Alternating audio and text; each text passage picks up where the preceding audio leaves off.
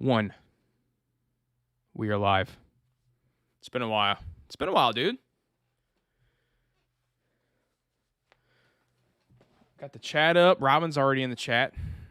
Discord member. What's up, Robin? How's it going? Uh-oh. Hang on. That's me. No? That's you.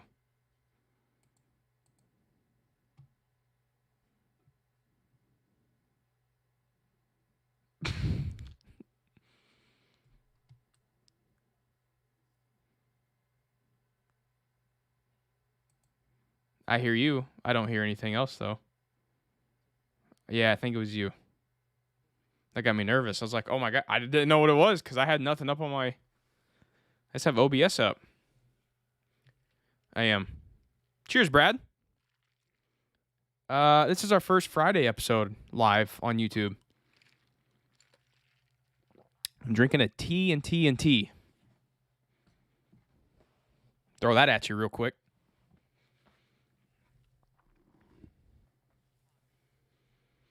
Mm-hmm.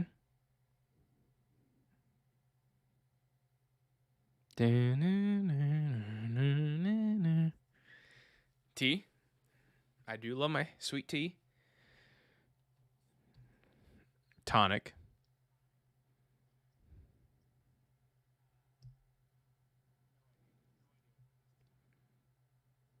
Tanqueray, baby. Tanqueray, baby. A good old Bud Heavy. Red Baron. What's up, guys? We'll get the hey, our good old boy. Yep. We'll get the Friday episode started here pretty soon. Or I mean, if we're already recording, we could just start it here. I don't care. I'll let you decide that, the old editor. The old podcast editor. Okay. No sound for Brad. Uh-oh. You're muted, Brad.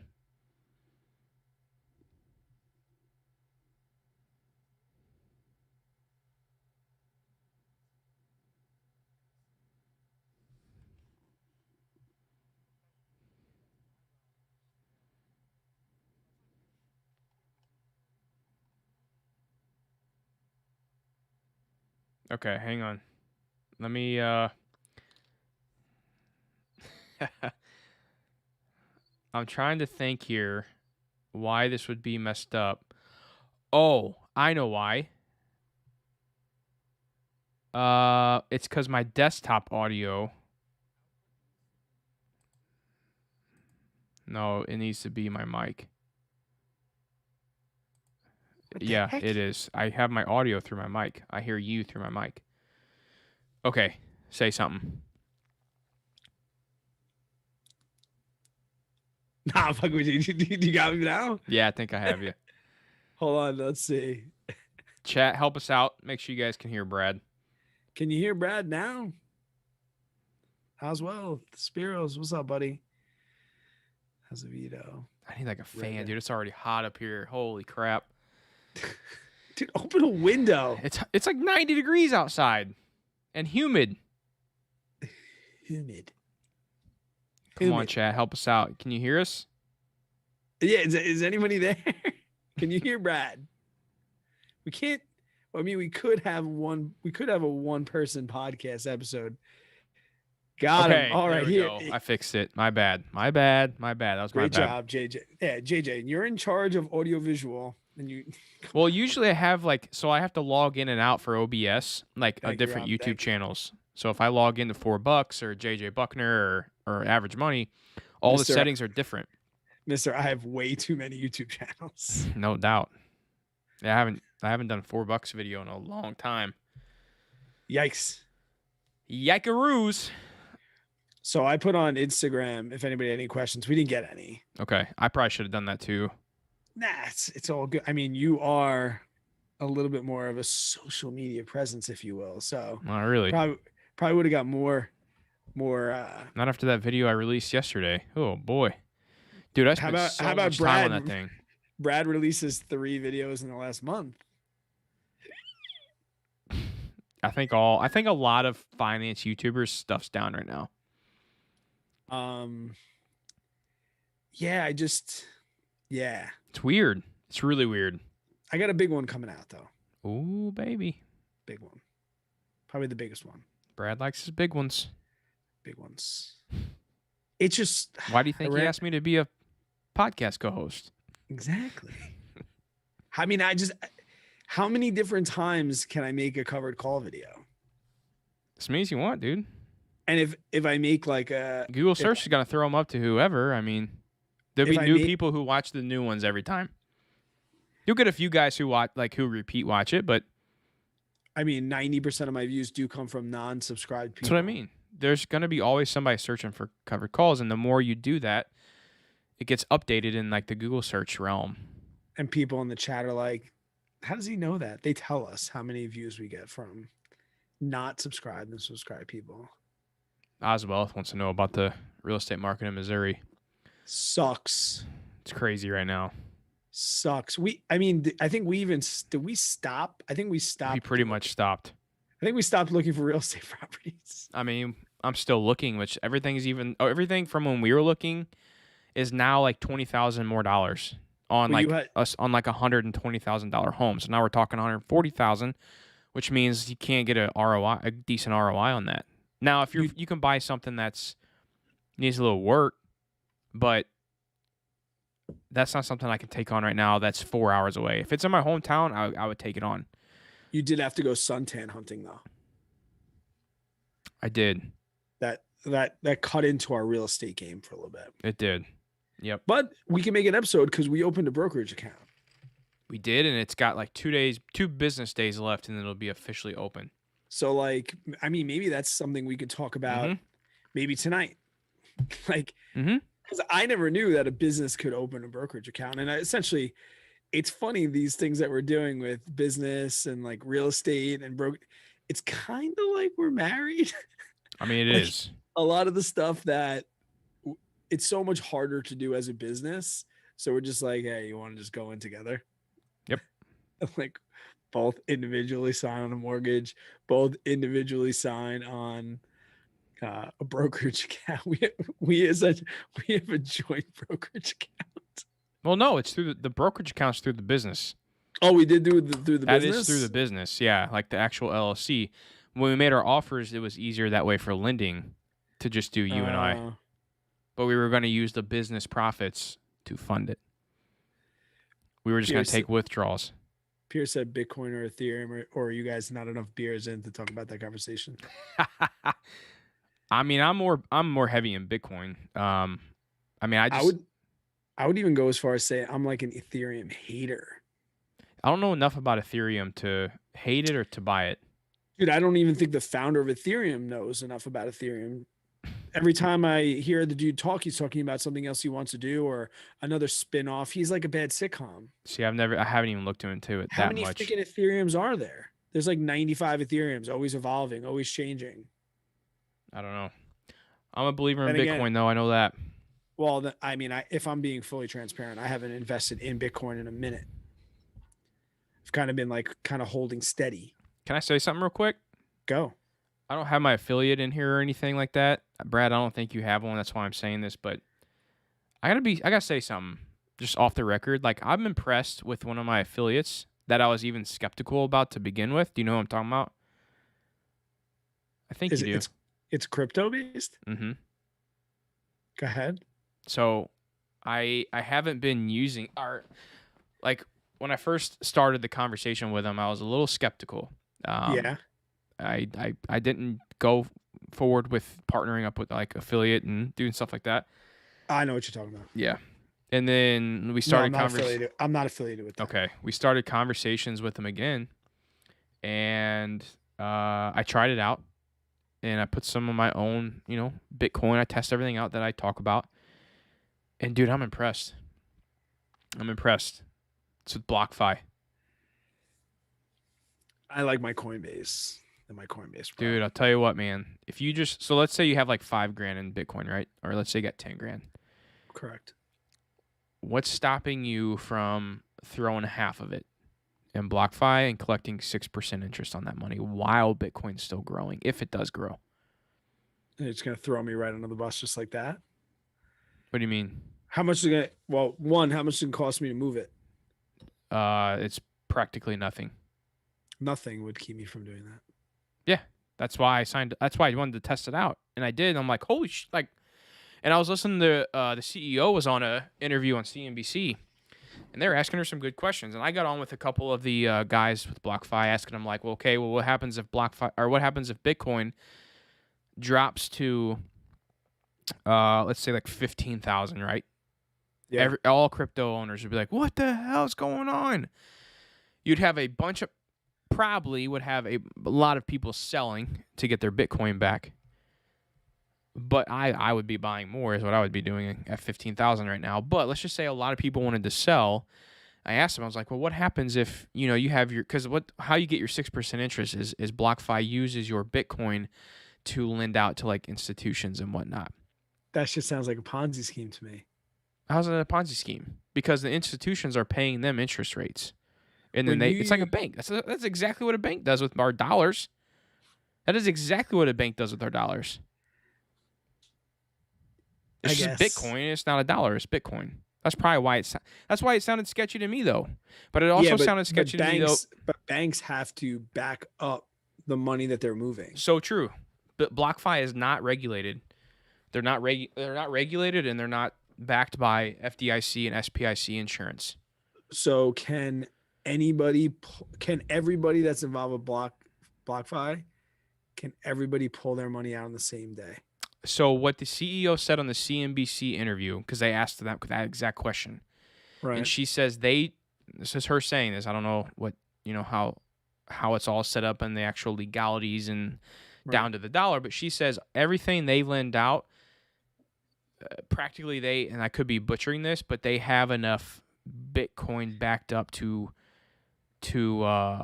be able to, because you got to think about it this way. Because then it's not a Ponzi scheme. So a Ponzi scheme is when there's not enough money to pay everybody back. Right. The instant that everybody wants. That's what the CEO said. It's also one of those things too, where if Bitcoin's down at a lower amount, but they are like the CEO mentioned, they have, made sure they have enough Bitcoin acquired to be able to take on something like that. I don't know. It's what they give you for an affiliate. Let's talk a little. Let's show the listeners like a little bit of the business back end. What they offer you? I can't talk about sponsorship money. Okay. But affiliates, I don't know. But it's not affiliate dollar. No, I mean like, did they offer you like, are you doing a sponsored video for a certain amount of monetary compensation and then an affiliate on top of that, or are you just getting an affiliate fee for anybody that signs up, clicks the link? How's that working? To be honest, I don't even know if I can talk about that. That's fine. I don't know, and I don't want to. And for everyone, and for everybody listening, businesses when they reach out to us, that's the first thing they do is they ask us not to, because, and this is the reason why if you're going to become somebody in this space and you want to talk YouTube, you should get into a mastermind call, because these companies are always going to come in so low, and I know that from my mastermind call, and we'll be like, hey, did you talk to them? And it's not even ethical for us to do that in the mastermind, but we're kind of close enough where we know we're not going to snitch on people. But you find out like, hold on a minute, they paid you what? But they don't. You gotta think though, man. Like, it's almost like whenever you have like a mastermind group like that, it's almost like you've created your own little union. You're making sure you're getting the. Because I've heard some people say some offers they've accepted, and I'm like, yikes. Well, I mean, I've even come to you with the you have, like, and I'm like, oh, I'm so pumped. He's like, yeah, so pumped. You should kick yourself in the nuts. You could have got double that or more. No, it's all right, buddy. Should we get some structure to this? I mean, we can either throw that in. Now let's just start it now. So guys, this is our first Friday episode. I think it's our first Friday that we're doing live. Yeah, I mean, we did like a Q&A that we thought was going to become we thought was going to become a Friday, but then we ended up talking for 40 45, 30 minutes, 45, 30. That doesn't make any sense. 45 minutes to an hour. And we're like, oh, I guess that's a Monday now. We're also finding out that like time really shouldn't dictate. I think we're kind of more going to be, especially guys, I guess if this is like the season 2, we're going to be trying to drive more interaction with the listeners on Fridays, and then more of our opinions and our dad stories and things like that on Mondays. Yeah. So, and especially with like the website coming out in the near future and things like that, we definitely want to differentiate between those Mondays and those Fridays. I know personally, when back in the day when I was listening to Choose FI, I much preferred, in some months, I much preferred like listening to their advice on Mondays, and then they do roundups on Fridays. And like, so you go back and forth. And I think that's a good way to, differentiate ourselves. And there's a lot of people out there that don't really want to hear like on Monday's episode, what we talked about being home with the kids for a little bit. Oh yeah.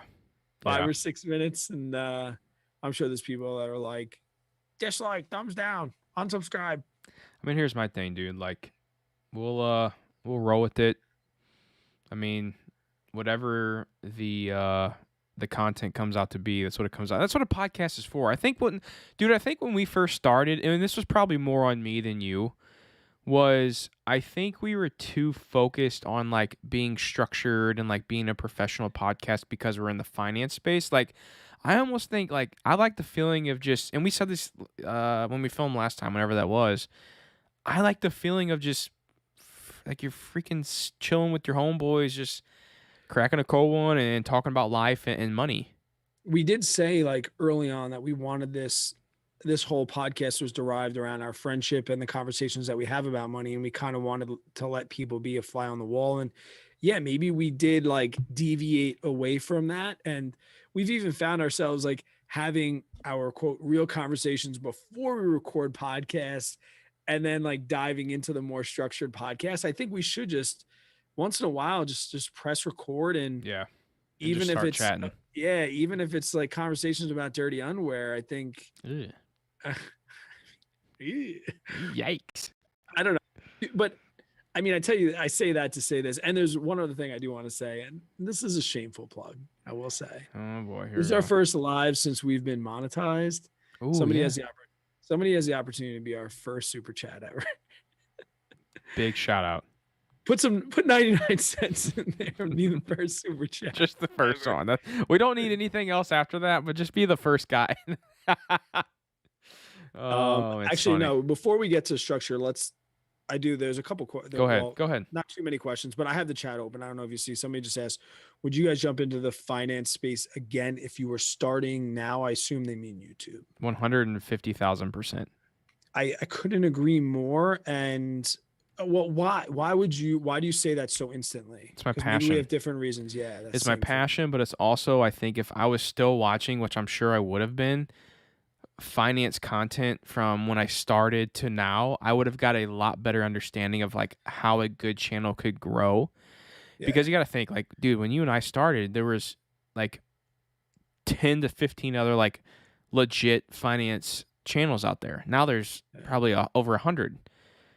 Like, I remember, like, seeing Whiteboard Finance, Positive Investing, Brandon Beavis, Jeremy Graham, Ryan Scribner, Nate O'Brien. Like, all those guys they were on there for, like, a year before I started because I was watching all their content. Right. And then I guess, grew a big enough balls, and I'm like, all right, let's do this. I'm going to start you guys can go back and watch my first video.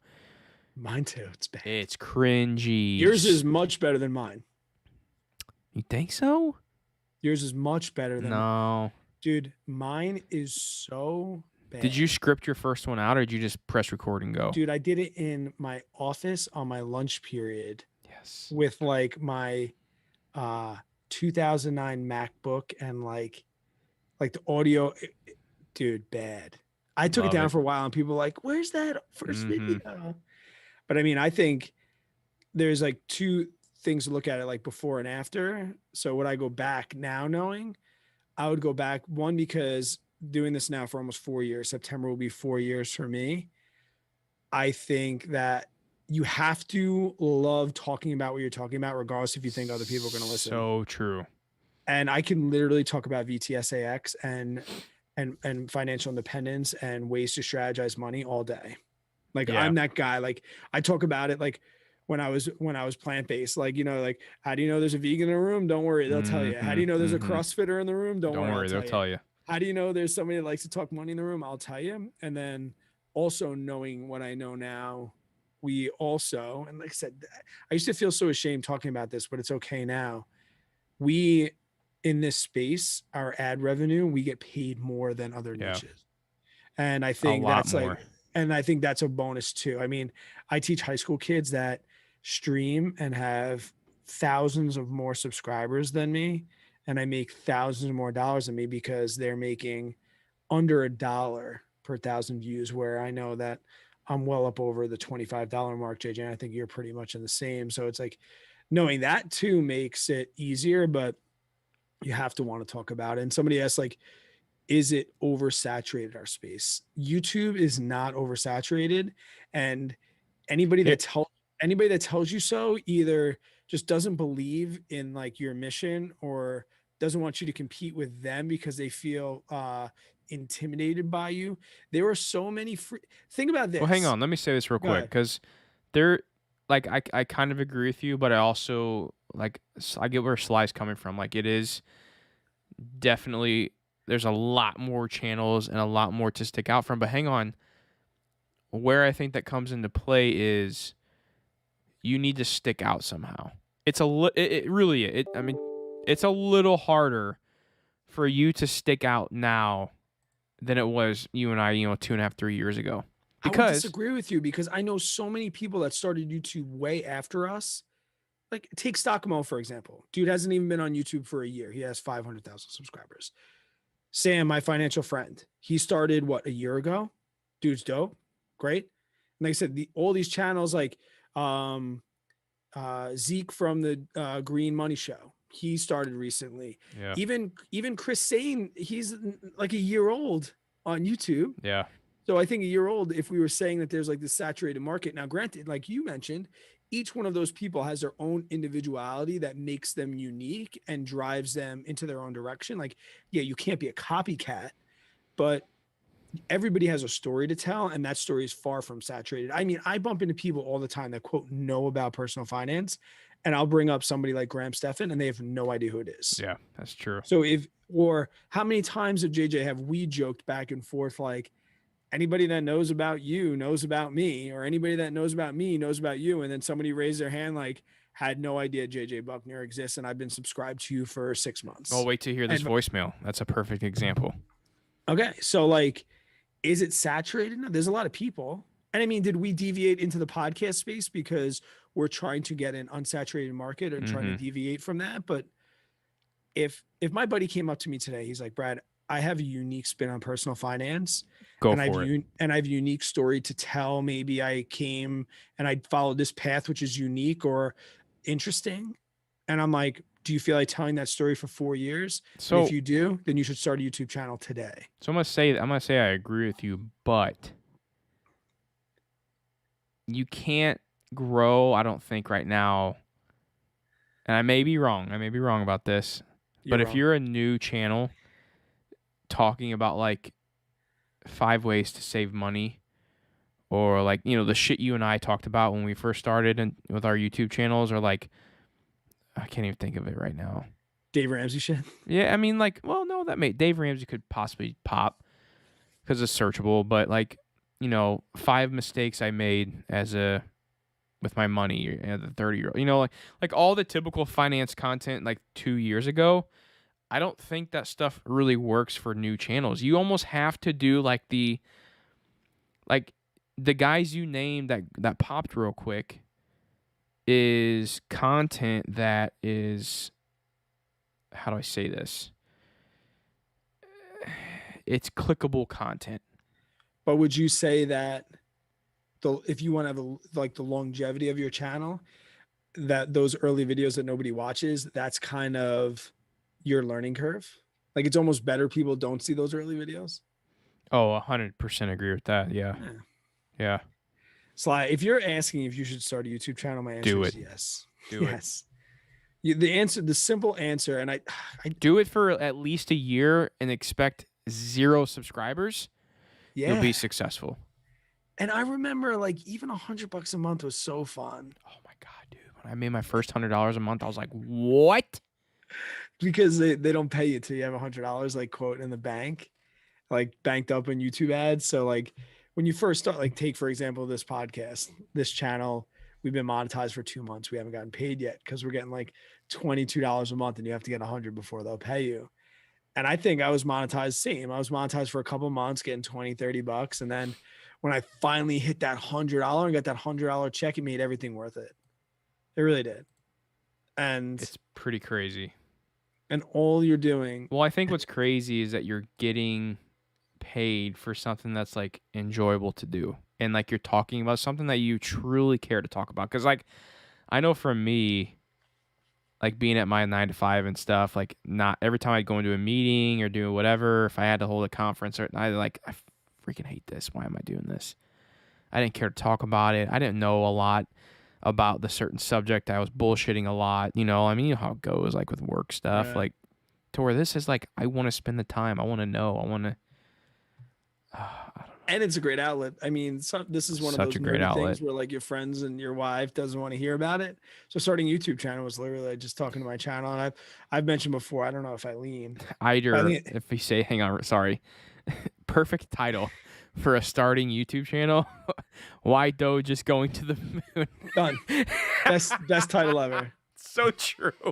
But like I have, for those of you that follow me on YouTube, if you see way back there, that, and I've talked about this before, that's my brother's football jersey. My brother passed away, and when I started the channel, I was literally just talking to a dead guy. Like, sorry, bro, you can't tell me to shut up. You can't roll your eyes. You can't start texting while I'm texting. Like, so that's how it started for me. I'm just gonna sit and talk, and some people just have things to say. But yeah, why Doge is going to the moon is an outstanding. So good. But I'll tell you this, just like the stimulus people that blew up and got 100,000 subscribers in 2 months when their stimulus videos came out.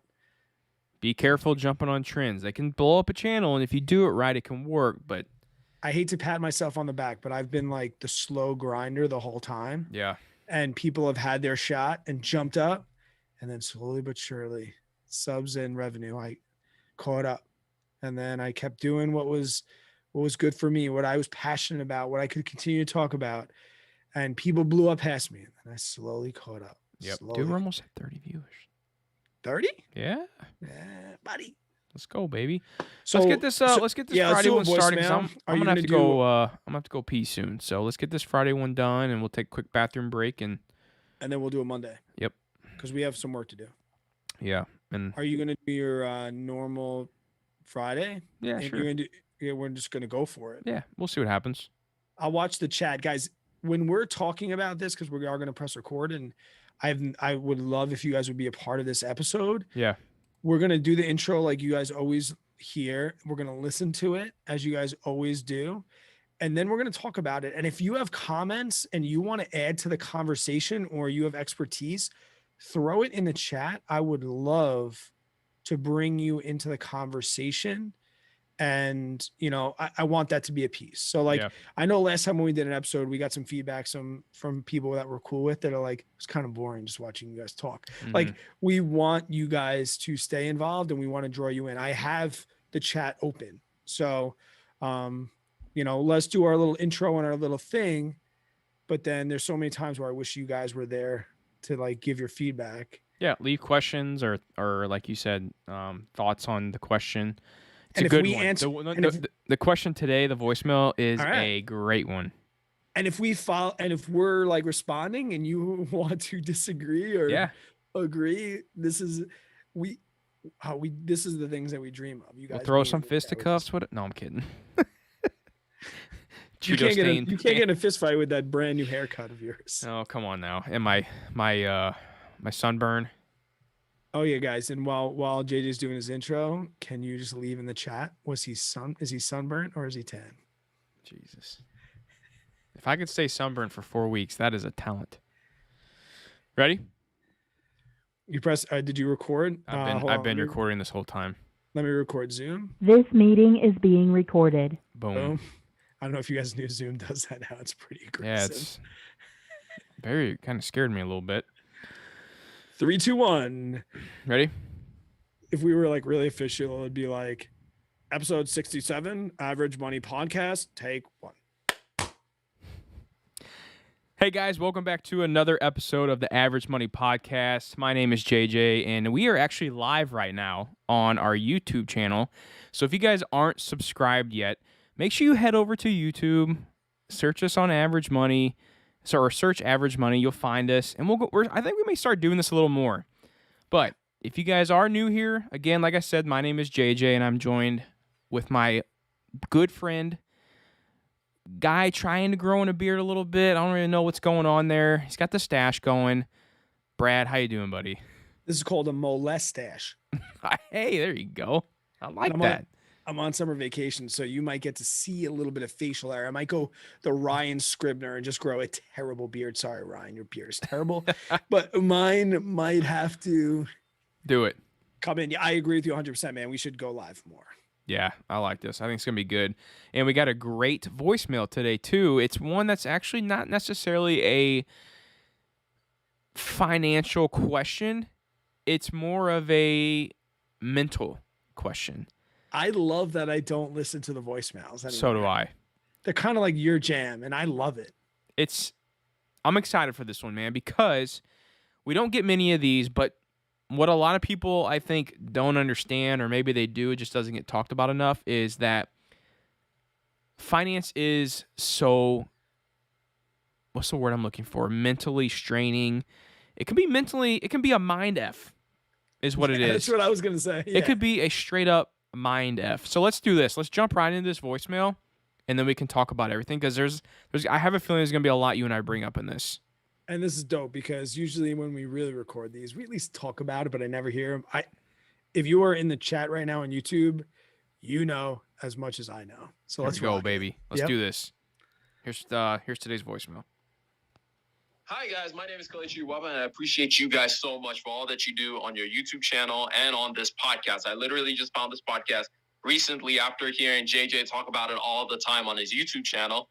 And now I've binged almost every single episode of the podcast so far. So I really appreciate it. And also, now I'm binge watching Brad's channel, and it's great stuff as well. So I appreciate you guys for that. But my question is not really about personal finance stuff, about Roth IRAs or anything like that. My main question is more on the mental side. One of the things that I started noticing about myself as I've taken my finances a whole lot more serious is there's this constant theme of feeling like I'm behind.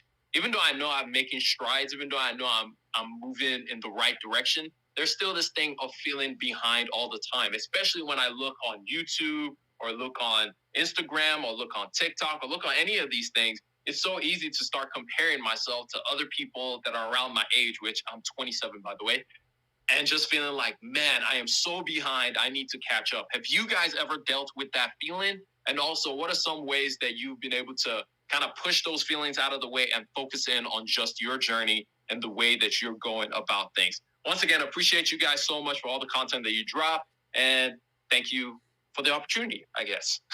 Bye. Isn't that that's like, I think the number one concern I have right now with everyone in the finance space is this is so normal. And I think I see it in the comments all the time, dude, like all the time, not of just my channel, but like other things of people saying how they're doing. And you can tell, like, I think this really is an issue, and I'm stoked to be able to like give my thoughts on it and the overall space and everything in today's episode. But yeah, this is something that needs to be talked about a lot more. What are your first thoughts, Brad, when you hear somebody ask you about, they're 27, they may not be up to par with people they're watching on YouTube, like what do you say to somebody like that? Man, when I was 27 years old, the mistakes that I was going to make before I even knew what personal finance was is astronomical. So a couple things that come to mind, because this is something that comes up a lot. And oftentimes I feel imposter syndrome on YouTube for being like an older guy. So I'm 39 years old. I'll be 40. And one of the things that I thought, so my imposter syndrome or feeling behind was looking at all these young people on YouTube and talking about money. And I was actually the opposite. You know, I thought I was behind, but I was almost 40. And what I realized was at 40 or 39, 38, I could give a different perspective. And that's kind of this perspective that I want to talk about with this particular episode. And first and foremost, like behind ahead is all relative to what your goals are. So if we can talk just in general of like quote early retirement, maybe. And I want to do an episode about this because I've been listening to a podcast, somebody that I really admire, and they're retired early, quote unquote, and they've been talking about how it's not that great. And we just did like early retirement. It's just a scam. But there's one thing that I do want to mention. It's very easy to fall into the social media aspect of like early retirement means you're 25 years old and you're driving a Lambo. I don't know where you live, but in the state of New York, retirement age is 63 right now. So if you retire at 62, you retired early. 61, you retired early. You were an early retiree. I mean, even the Roth IRA and 401k says retirement age is 59 and a half. So if you retire at 59 years old, you are ahead of the curve. You're not behind. So as long as you are thinking and writing your goals out for, you know, to get to retirement age or be able to live on your investments by 59 years old, you're ahead of the curve. The other thing that I'll say, and I've said it once, I'll say it a million times. I learned about personal finance. I heard about Dave Ramsey right from, right from the beginning. I was 36 years old. I had $190,000 worth of debt. I had a net worth of minus $29,000. I had a brand new truck with a car payment. I had a house I couldn't afford. I had just gotten married and was paying those debts back. Unbelievable. In 3 years of frugality, living below my means, contentment, COVID keeping me from traveling, if I can be completely honest, and other things like that, I'm set to have a $1 million net worth at 39 years old. And the things, and I'm not a special case. Like, yeah, I have a YouTube channel, guys. I got news for you. It doesn't make that much freaking money. Well, It's not you also did that though. You were paying off your debt like when you weren't really making anything off YouTube. I will say that. right. Like, I mean, let's be honest. My YouTube channel, I had 10,000 subscribers Yeah. on May 5th last year. So my YouTube channel, the growth of my YouTube channel is in the last, 11 months or so. Yeah. And I have a teacher salary. My wife is a teacher. I have 2 toddlers. I'm paying 30 grand a year in property tax. And I'm not saying that as a pity party. I'm as average guy as they come. And I went from minus $29,000 net worth to a millionaire in the state of New York, one of the highest cost of living states in the United States of America, in 3 years with no magic tricks. Did I say no to some things? Did I sacrifice some things? Am I wearing an old pair of jeans? Yeah. Did I just buy my first pair of shoes in the last 3 years because I didn't really need a new pair of shoes? Yes. But those are sacrifices I made to try and catch myself up because I felt like I was behind at 36 years old when I got on and started seeing all these young guns. At 27 years old, bro, really hard to screw that up. Even if you have if you plant the seed of personal finance in your head at 27 years old, it's so hard to screw that up because we were talking, one of the guests we had last month in May was Joe Sariello, and he was like, I'm like almost afraid of the time I have ahead of me into my 30s because I'm afraid I'm going to screw up with money. And it's like, okay, well, just think about this. You have until you're 36 years old to screw up with money to the tune of $190,000 worth of debt and a net worth of minus $29,000, and you could still be a millionaire by the time you're 40. It's pretty crazy, dude. It's pretty nuts. Here's my thing. This is one thing that really bugs me about social media, YouTube, Instagram, Twitter. I feel like, I'll be honest with you, it kind of scares me. raising Brad, and you're with me. I'm sure there's a lot of our listeners that have young kids right now, like under 12. Like, our kids are gonna know social media from the day they were born. Mm-hmm. Like, if you're like born, well, what are you? I'm 30. So if you're like 25 or older, social media was still like coming along. Maybe 26 and older. Like, I remember going through high school and like Facebook was like just starting out. Like, there, social Dude, media. I didn't have a cell phone until I was 21 years Yeah, old. that's I know nuts. there's people in here. That's crazy. But you're also like 65, I think. But I just said I'm almost 40. it's close enough. But it's the reason I'm saying that is because this is so much more than finance, and I'm gonna get back to the finance aspect of it. But social media is good.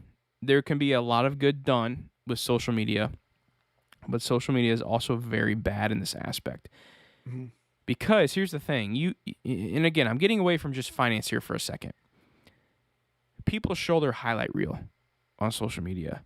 Yes. Like, for example, when I was in Hawaii, you guys saw the cool pictures of my wife putting up stuff on Hawaii and me making a story. Hey, we're on North Shore. Look at us. Blah, blah, blah, blah.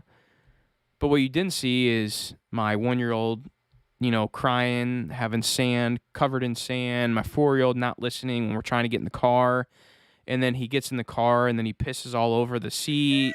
And then once he's out of the car, then we're trying to clean the... Like, there's just so many things that are going on and then I'm like about to go nuts. And is that going to be posted on social media? Well, no. Why would it? It's not glamorous. It's not something to brag about. So that's the first thing you need to understand, not just in finance, but in social media, period, is everyone you're watching who has this perfect life, who is so amazing, who has their stuff together, they look so happy. When you really get down to the nitty-gritty, there's a lot more going on there.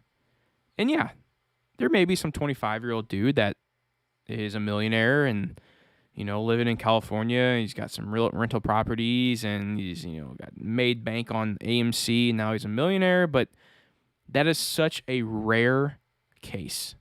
Yeah. Such a rare case. And the problem I think that lies in that is if you do get caught up in that, you do get caught up in trying to get that big money quick, that's going to cause, I think, some issues. That's going to cause some problems. Right. Because you're going to try and get that quick money. But if you follow people who may be successful with money, who may be a little ahead of you, and they may be younger, what I want to say is use that as motivation. That's what I did.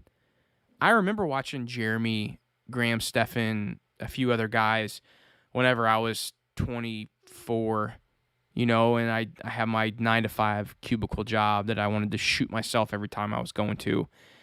And I was still trying to figure out exactly how I was going to set everything up financially and all this stuff. Use that to your advantage. And I almost was going to say, like I started off saying, like, don't compare yourself. Everyone, not everyone's perfect, blah, blah, blah. Because no one is perfect. No one is. I don't care who you are out there. You are not perfect. But also, use that to your advantage. Use that to motivate you. Kind of compare yourself to the real ones. Not the guy, doing some sleazy stuff here and there. Like, compare yourself and say, okay, maybe I am a little behind at 27. Maybe I could be a little better if I wouldn't have bought this fancy car. Maybe if I wouldn't have did a 0% down loan on my home that I didn't need, that was way too overpriced, and it's way too big for me, just me, or me and my wife, or my girlfriend, whatever it is. Use that to your advantage. Kind of kick yourself in the butt, because sometimes you need that. That's an eye-opener. Sometimes you need that to say, hey, okay, maybe I messed up, but I see this guy killing it.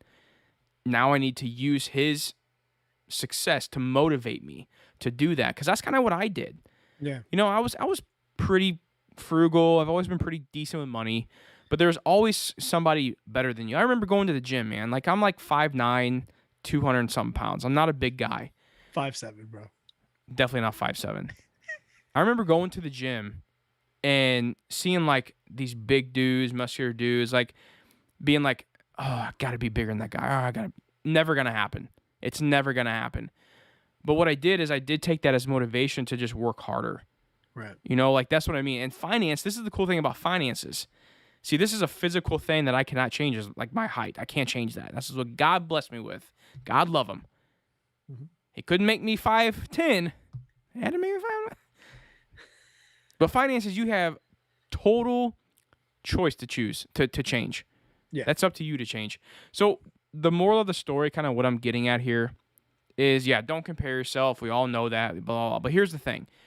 I almost want to tell you to kind of compare yourself, to motivate, to light the fire under your ass, to get you motivated to do even bigger things.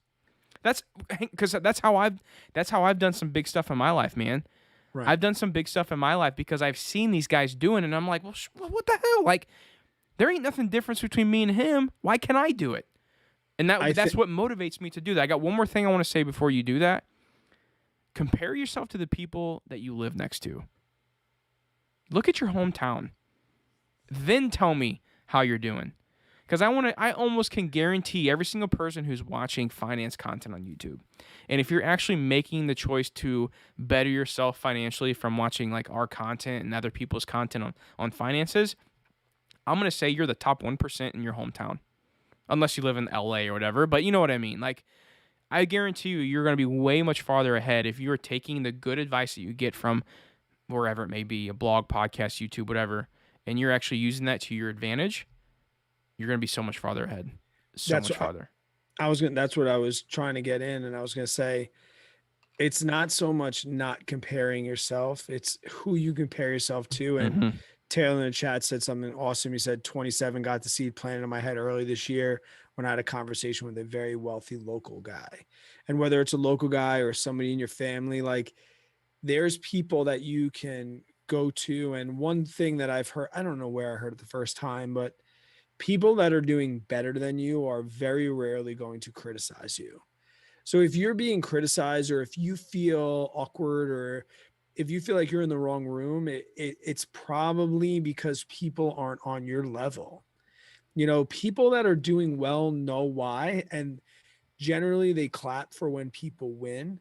So it's not about, like, it's okay, like JJ was saying, to follow people and what they're saying, but just follow the right people, follow the people you relate to. And does it need to be the guy? Like, maybe you really feel like you have a connection with JJ or I, and you take our advice and you want to follow our stories, and you have a genuine feel that we clap when people win. That's one thing, but you do not, there's people in the chat right now, like Tillman said, I'm 37, just started to invest now. Robin said, I'm 50. I started last year. Spencer said, I'm 21. Oh, there's a large range. And the beautiful thing is, regardless of our ages, we can all come together for a common goal. And that's been something that's been awesome. And it's the reason why we can have a podcast and not repeat ourselves over and over again, because although we have all the same financial goals per se, and we have the same finish line of, like, let's get to a point where we don't necessarily need to worry about money anymore, we all have a different path. And that goes back to even earlier in this conversation when we went live and we were talking about YouTube channels and, this space being saturated.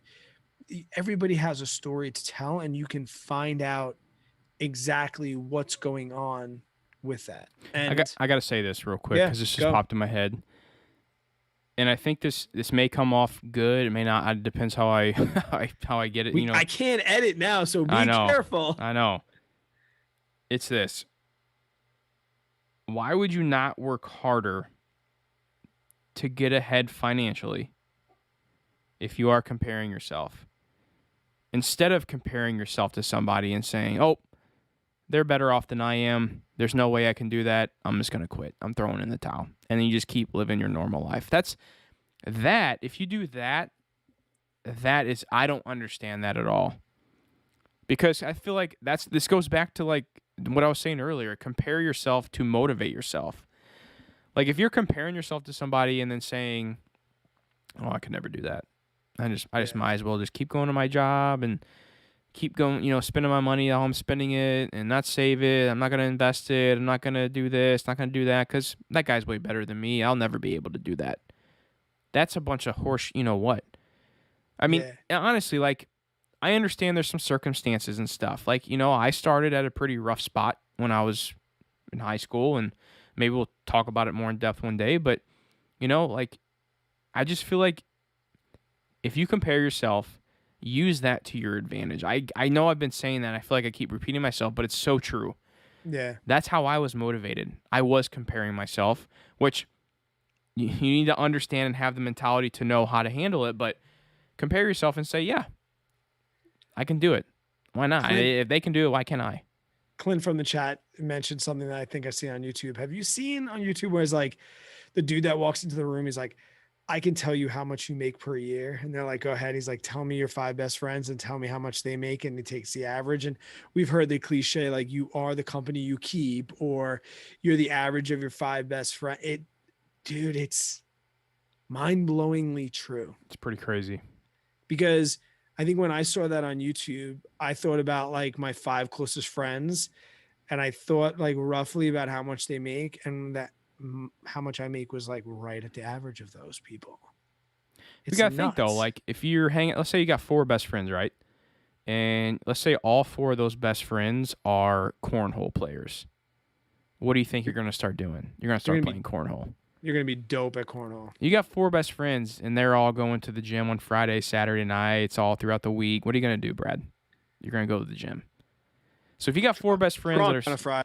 I'm going to Friday, but I'm still going to go.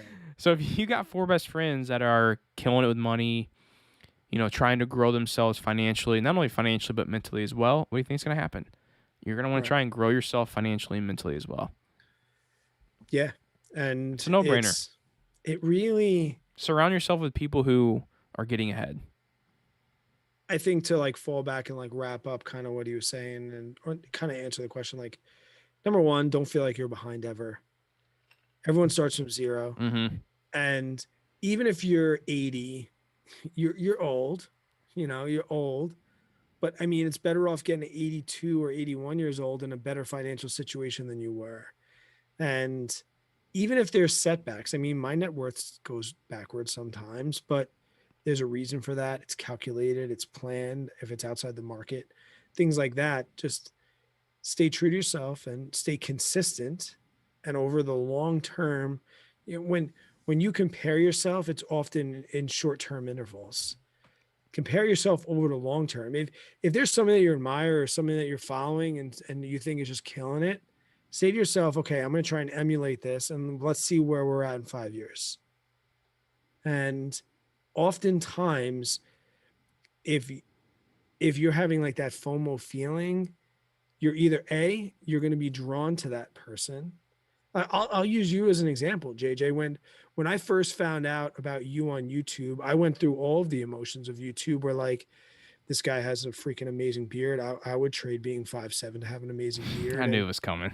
And his channel is growing really, really fast. And why isn't my content good?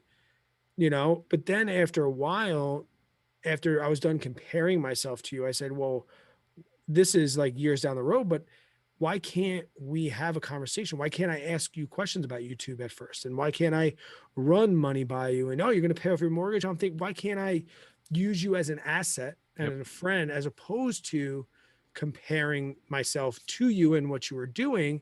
And what that did was lead to this and other great things even before this podcast was. And I have 10 friends that I can say the same about. It's instead of comparing, figure out how you can use that person as an asset in your life and the value that you can bring them.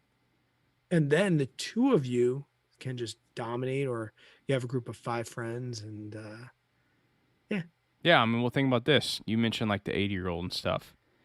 And this is me getting like inspirational JJ real quick. Think about this.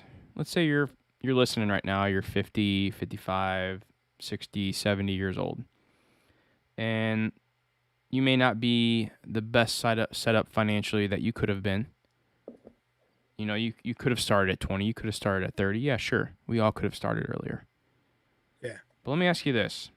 Let's say you're the 65-year-old listening and you don't have your finances set up right. What's stopping you from starting now? Right. You're still young at 65. You could live to be 100. Yeah. That's a lot of years between you and your deathbed. And think about this. Let's say you live to be 100, right? You're 100, you're laying on your deathbed, and you got two scenarios. You got, go back to look at, let's use me for an example. Let's go to JJ 65, and I'm the guy who just kept sticking to my path, kept doing my thing, never really changed, always compared myself to others, but never did anything about it. Now I'm 100, laying in my deathbed. I got my family surrounded by me, but I'm like, man, it would have been cool if I would have taken that extra step. Man, it would have been cool if I would have tried a little harder to get this, financial goal hit or whatever it was. Now, think of it the other way. You're 65. You still have a whole life to live. Boom. Do it. Get to your deathbed and be happy. Get to your deathbed knowing even if you didn't make it, you at least tried, because you're at least telling yourself like, hey, I did it. I tried my hardest. And if you do get there, cool. Congrats. And I don't know what get there means. I don't really know if there's what the goal is, but we all have a different there. That's right. That's so true, man. Yeah. I just think that's so important to understand, because that goes with not just finances, but anything in life. I've been hearing a lot of, and I hate to bring this up, but my wife's been telling me a lot about this lately. Dude, we've been hearing a lot of people die. And I don't know if it's just something going on right now, or if it's just my wife's just seeing it all over social media or whatever, at early ages. Anywhere from kids drowning to, and I hate to bring this up, but it's a real thing. It's going on. It's for real going on right now. And I see these posts from these 27-year-olds who get cancer, and they talk about their lives and the little things you need to not worry about and stuff. But you never, this is what I live by. This is every time I wake up, I think about this. Today could be my last day. Thanks. And am I living today knowing that if I'm gone tomorrow, I did everything I could that I wanted to? And I feel like I truly do live like that. And if you're not living like that, I'm going to challenge you to do that. Because the second I changed that, I don't know what it was. It happened sometime years ago. But the second I did that, guys, my life changed forever. And again, like I said, I don't mean to get inspirational JJ on you, but it's happening right now. It's crazy. Yeah. Every morning I wake up thinking is this my last day? If it is, I'm a happy man. And I'll say it to you guys, if I die tomorrow, I have an amazing, beautiful family. I'm doing what I love to do. I'm working towards becoming financially independent, and I'm loving the process doing it. Set your life up how you want it. And I don't know how the hell we got here, but we're here, bud. I'll take care of those kids for you. Thank you, dude. I know you will. We got our first super chat ever. What? Robin dropped $5. It said Happy Father's Day. Is that today? Sunday is Father's Day. Yep. Right. Robin, thank you so much. First, yeah. Robin, down in the history books. First super chat ever. Absolutely. She got it. She won it. And you just gave 20% of our monthly revenue on YouTube. There we go, baby. In one transaction. We just went from making $25 a month. Robin, thank you so much. And a champion in my Discord as well. So Thank you, Robin. We have a bunch of things to talk about from the chat. Do you want to wrap this Friday episode up, and then we'll hit the chat, answer a couple questions from the chat, and then maybe we'll just keep rolling. Maybe we'll make another Monday episode or something like that. But for sure, man. Yeah, guys. Again, this was live on YouTube. If you have not already, hit that subscribe button over on the Average Money YouTube channel. Some of you out there may not even know that it exists, but it does. And these have been fun. We may have to do these more often. So if you want to catch a live stream, hit that subscribe button, hit that little bell, because that'll notify you when we do go live. But guys, thanks so much for listening. Got a little off. I don't know if we got off track there. Took a right turn or a left turn. I don't know what we did, but I feel like there was a lot of good information, man. Because this is, like I said, this is something that a lot of people do deal with, is comparing and doing this. And I think I think you don't need to compare yourself, but I also think you need to use it to your advantage to motivate yourself to do better. But guys, thank you all so much for listening. And until the next one, you all take care. The recording has stopped. Okay. Let me do this. Save it. You got to go pee? I got to go pee. I'll answer a couple of these that I think I can speak for you on some of these. Yeah, hang on. Let me save this and export it, and then 616. Trap cracker. I like it. I know you guys love VTX. What are your thoughts on diversifying a little bit and including some Vanguard small and mid cap index funds? I'll speak first, JJ, and then you can throw them in. VTSAX has every single stock that's publicly traded in the stock market, currently over 3,500 stocks. I can't see a way to get more diversified than that. With that said, if you do, depending on your age and what you're into, want to focus on maybe highlighting some of those stocks, for example, I'd be a liar if I said that I don't have a little bit of VUG, the Vanguard growth stock. I've also had VTI in my portfolio one time, which was the Vanguard Tech, and also too I've gone for VYM, which is the dividend. So the reason I've gotten rid of those is because I realize at the end of the day, VTSAX can get the job done. And if I'm gonna go outside of those, if I'm gonna go outside VTSAX, I'm gonna either trade options or I'm gonna buy individual stocks. I think that it's a little bit, at least in my opinion, it's a little bit like counterproductive. I don't know if counterproductive is the right word. A little repetitive to own VTSAX and then small segments in it, but I'm not against it. You know, I'll tell somebody to have 100 index funds before I tell them to have 100 stocks in their portfolio. I would agree with that. Me too.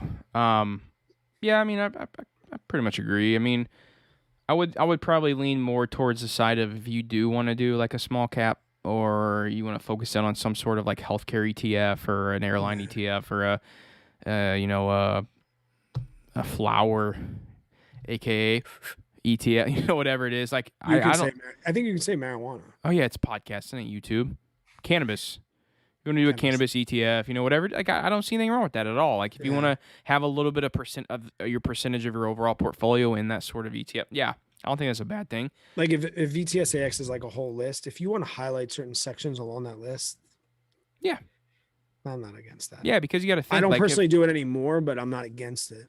Well, you got to think, dude. Like if small caps explode, over the past next 3-4 years, then not only are you getting a little bit of that from your VTI or VTSAX, but you're also getting a more amount of that from your small cap ETF. So yeah, I get it. And I don't think it's a bad thing to do. I'm gonna turn my AC on for a little bit until we start filming again. I'm burning up in here. But guys, I hate when JJ turns that thing on. All I hear in the background is like but no, I definitely think it's not a bad thing to what sites are you using real quick to do some stock research? You're a big Stock Rover guy, right? Yeah, that's pretty much all I use. I don't have a paid one. Can I do a self plug real quick? Yeah, plug them, because I know that I know you like them and you also have an affiliate for them. Well, that's not what I was even gonna plug. Your dividend tracker course? Let's wait for that to come out. Okay. Dividend trackers. Yeah, but no, I'm more the free route, and I am a huge fan of Seeking Alpha and Yahoo Finance, to be honest. Yeah, they're good, but they got a lot of stuff hidden too, though. Yeah, you got to pay for it. But Stock Rover, you got to pay for too. Yeah, and like I said, as far as like what I need, I think that Seeking Alpha has probably been the most accurate one for me as well. But if I really need to know something, I call my friend JJ and ask him to look it up on Stock Rover because he has the paid subscription. Some people were throwing in. Thank you guys for adding to the conversation and giving your perspective on that one. Let's see. Remember, you can count your real. Somebody asked what beer I'm drinking. I'm actually drinking not a beer today or tonight. It's a T&T. It's a gin, tonic, and sweet tea, baby. Someone, Anthony Sullivan says, remember, you can count your real friends on one hand. That is absolutely true. At 39 years old, I could not disagree with that. I could not agree with that more. I got to go, man. I'll be right back. Go PP. I can speak for JJ on a couple of these. What do you guys all recommend investing in? JJ, if we're talking stocks, some people put in index funds, VTSAX, and then VTSAX is the mutual fund inside Vanguard. If you want to trade them publicly, it's VTI, same exact thing. Essentially, that's their ETF, their exchange traded fund. JJ is probably going to say invest in real estate. That's one of his favorite things to invest in. Real estate is awesome, not really available to everybody, and we've talked about that, but we're both huge fans of bases in broad-based index funds, whether that's VTSAX, which is a total stock market index fund, or something like VOO, which is the S&P 500. That's a majority of where our money is, guys. Even on my channel where I'm talking about options and things like that, options get me views, they get me subscribers, and they pay the bills. But you guys that have been around for a while know that index funds are 90%, 85% of my net worth, 80 to 85% of my net worth. And I believe in wholeheartedly. The best book I ever read that changed my financial life was The Simple Path to Wealth. And I think JJ has it behind him there because he stole it from me. So yeah. And everyone's saying that. If you're if you're a Fidelity person, FSKX is that's their VTSAX, and FSKX is just as good. If I was a FIDO guy, it's like being a Glock or a SIG guy. It's one or the other. So if you happen to run down the FIDO path and before Vanguard, FSKX will get you there. And that's really, really where I'm going to start. Scrolling through the chat, Robin, thanks again for that $5. I appreciate it so much. And they said, living in 2021, don't be fake. If you can be yourself, I've been told that I talk too much and that listeners are the best people in the room. I do talk about myself a lot. I don't know anybody better, but at the end of the day, be yourself. I mean, I have my flaws, I have my ups and my downs, but at the end of the day, my true friends know what they're going to get. They know if I have a couple cocktails, we might get a little bit loud and be inappropriate. But they know if they need loyalty, I'll be there too. So definitely, Anthony, I agree. Don't be fake. Generational wealth is obviously freaking amazing. Let's see. I'm back, baby. Yep. That's so nice. Real quick. What the hell are we filming on for this Monday episode? We'll talk about stuff. Taylor said thanks for being interactive with the chat. We wouldn't go live if we didn't want to do that. Well, let's let the chat decide something for Monday. What beer you drink? Oh, I'm drinking Budweiser always. That's what I'm drinking. Why VOO instead of VTSAX? Same exact thing. Doesn't matter. To be honest, VTSAX has outperformed. VTI has outperformed VOO. Correct. And to be honest, I go back and forth. And if you want to go down the rabbit hole of like tax loss harvesting and things like that, if I get a 20% drop, I'm gonna go back and forth between VOO and VTI. Right now I'm on VTI and it does slightly outperform. VOO I think has a slightly smaller expense ratio, $3 for every 10,000 instead of $4 for every 10,000. What's your guys' thoughts on B? I'm not really a huge Berkshire Hathaway guy. I'm a huge fan of Warren Buffett, but I don't invest in them. Do you? Yeah. No, I don't own any right now, but yeah. I did in my old portfolio. I heard somebody talking the other day. I think it was Carl Jensen, Mr. 1500 Days, in his podcast, and he was saying that it's the one thing that we don't really take away from how famous Warren Buffett is how rare it is to be a good stock picker. Because if it was commonplace to be a really good stock picker, he would be one in a million. I mean, he wouldn't be one in a million. He'd be one of many. So he is idolized for being this. I mean, he's the something of Omaha. What's his name? What's his nickname? Who are you talking about? The Oracle? Oracle from Omaha, whatever. Yeah, the Oracle of Omaha. Yeah, so that just goes and I'm right there with you, Aaron. Yeah. He says I would love to have one share of Berkshire.A, which is like $400-something thousand right now. See, I don't think I would take that. I would. Because I mean, you gotta think, dude. It's like its own ETF because Berkshire Hathaway owns 30 different companies outright. Geico. They're essentially their own ETF, yeah. Yeah. But I just don't like tying up that amount of money in. Well, no. I mean, if I had $400,000 in my brokerage account, I wouldn't go buy one share of Berkshire Hathaway, but it would be nice to own one along with my other portfolio, like down the road for sure. To say I own one, Berkshire Hathaway A share, for sure. I'd love to be part of that crowd. Be awesome. Is that on your bucket list? No. But if I could do it, I would. But it's not like a bucket list item. No. It's not on the board behind you. No, I actually erased those. Maybe there's no more goals on there. There is. They're just not on the board anymore. I was redoing some stuff, reorganizing. Somebody asked, do you have opinions on target retirement funds? Let's get this on the Monday episode, man, because like I don't know what the hell we're gonna talk about. This would be all this stuff would be good stuff. I'm at the bottom of the chat though, so that would be Oh it. Jesus. Did somebody ask about Target? Though? I know what I want to talk. I know what I want to talk about. Hang on. Did somebody ask about Target? Target date retirement funds. Oh, I thought they meant Target, the stock. No, Target retirement funds. I love them. They're really great for hands off. But if you do want to do any sort of research, you can just do it yourself. All they are preset allocations of bonds and stocks. But for somebody that doesn't want to learn and doesn't know anything, I'll take that over actively managed funds, right? Mm-hmm. For sure. I do like Target stock though. I did a little dividend video the other day, and it was Target was my example, and they're a little overvalued. I would like to see them at like under 200, which I don't know if it'll happen anytime soon, but if I see Target under 200, I'm buying it, quite a bit of it. Aaron Azevedo says, I would love some Berkay, but it breaks my 5%. He won't go over 5%. True. How much real estate percentage in both your portfolios? You have real estate property. I don't, but I guess I have money tied up, like saving for real estate. So yeah, I would. That's a good question. I guess like as part of like your net worth, would you say like 10% of that is your real estate? Oh no, more than that.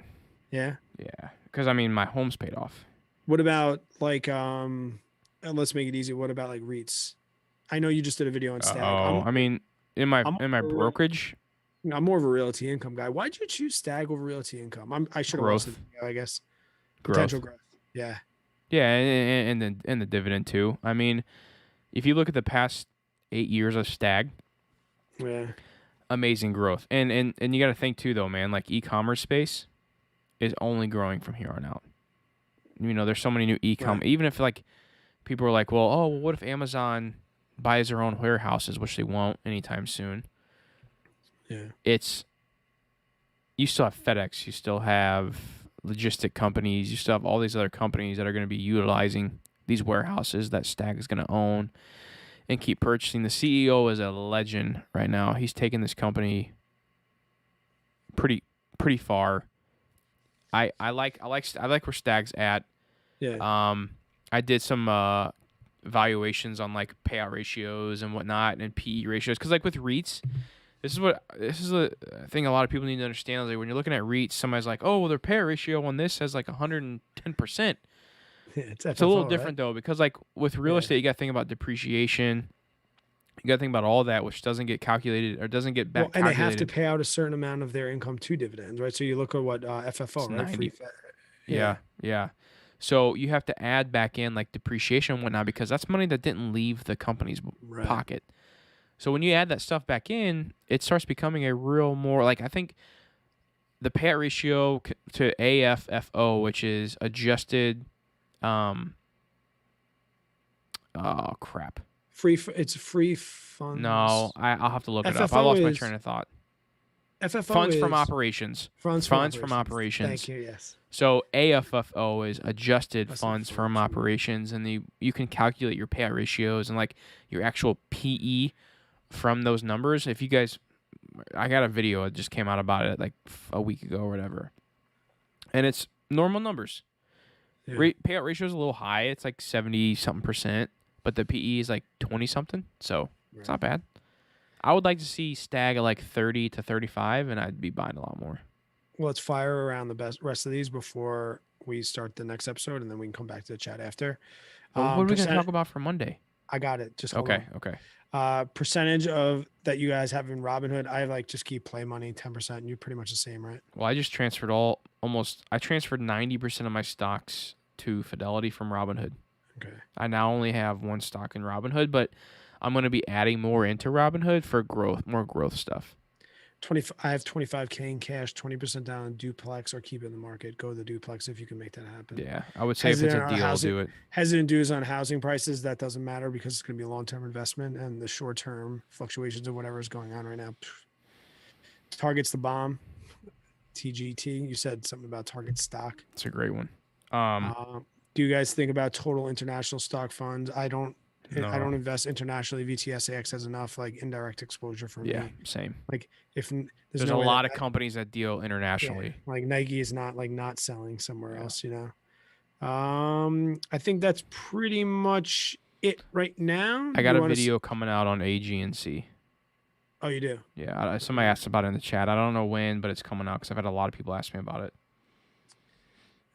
No penny stocks for us, Franklin. All right, guys. We're gonna start. I'll do a couple penny stocks here and there. Oh, Finn, no penny stocks. What do you guys use to track your dividend income? Spreadsheets, but JJ Come has on, come on. Did they say it? JJ's building a dividend tracker, so stand by.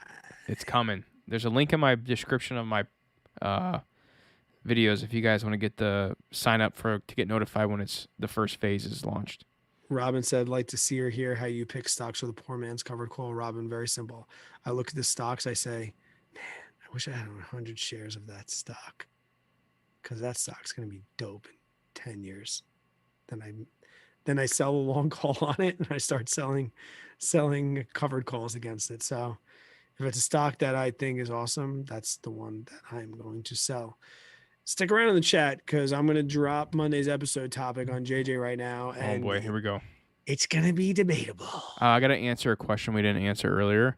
Okay. I would say about 30 to 35%, about 30% of my net worth is in real estate between my rental property and my mortgage. Oh, you looked that up? Yeah. I mean, I quickly hand calculated it. I don't know if it's super accurate, but it's around that. It could be 25, could be 35. Okay. So, Vivek, you don't need good credit. But if you want to build it, pay all your bills on time. Okay. And Oz, not enough. Ready to go, JJ? Are you recording? no. I am. This meeting is being recorded. This meeting is being recorded. Why is it always like this weird computerized voice? Like, why can't it be like, yo, you're recording now, bitch? Have you seen the TikToks where it's like Ja Rule or like Winnie the Pooh on doing the voiceovers or whatever? It's freaking hilarious. I'm still off TikTok. Oh, that's true. I'm been a week. recording now.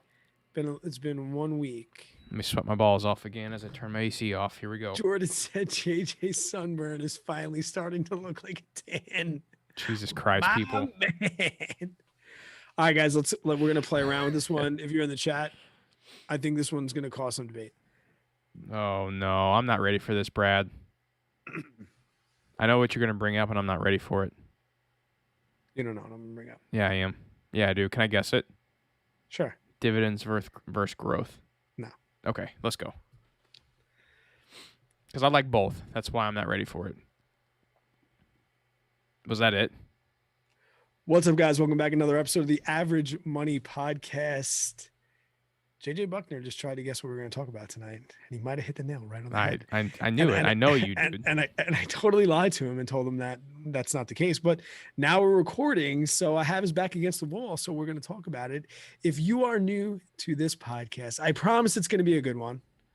My name is Brad Finn, and I am joined with the formerly sunburnt, now really, really tan with a fresh fade, JJ Buckner. JJ, how we doing, buddy? Not doing so good, bud.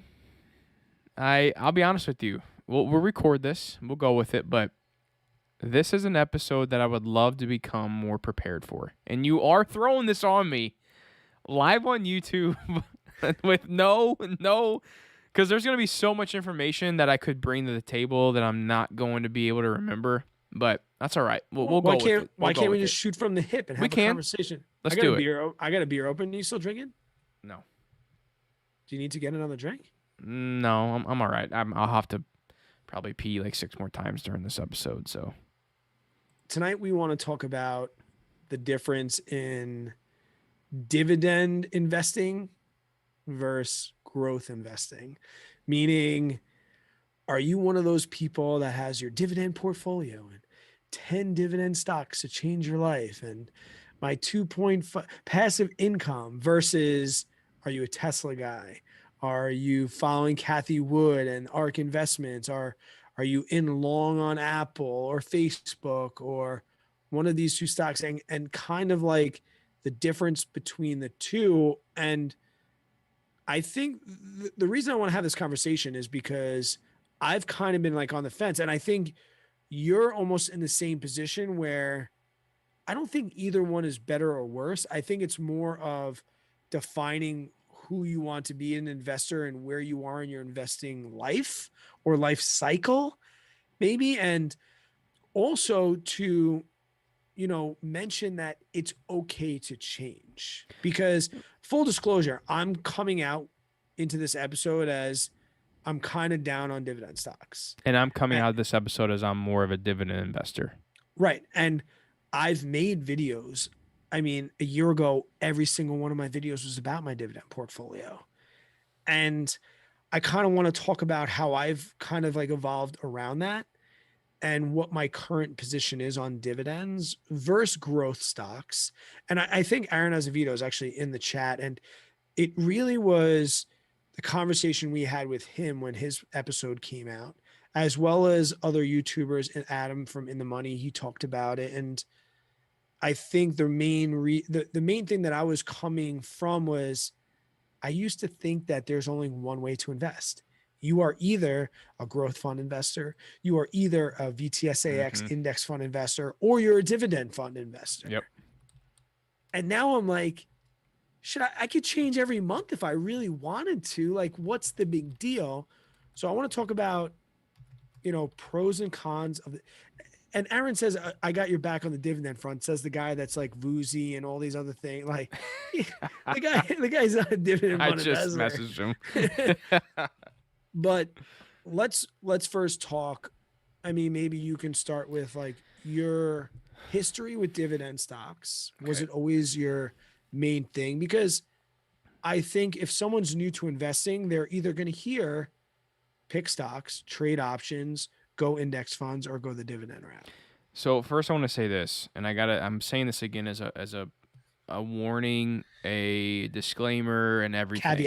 Caveat. I am not prepared for this video or this episode at all. This is all literally like I'm a type of guy like when I come to do something like this that's a debate or yes, I'm choosing to talk about certain things, I want to make sure my facts are straight. So I have to be very clear to all the listeners out there. This is literally coming off the top of my head, so I may say something that's off. I may miss something that I know about, but I'm going to forget because my mind just don't work like that. But with all that being said, let's do this, baby. I threw you under the bus. I did. But let's do this.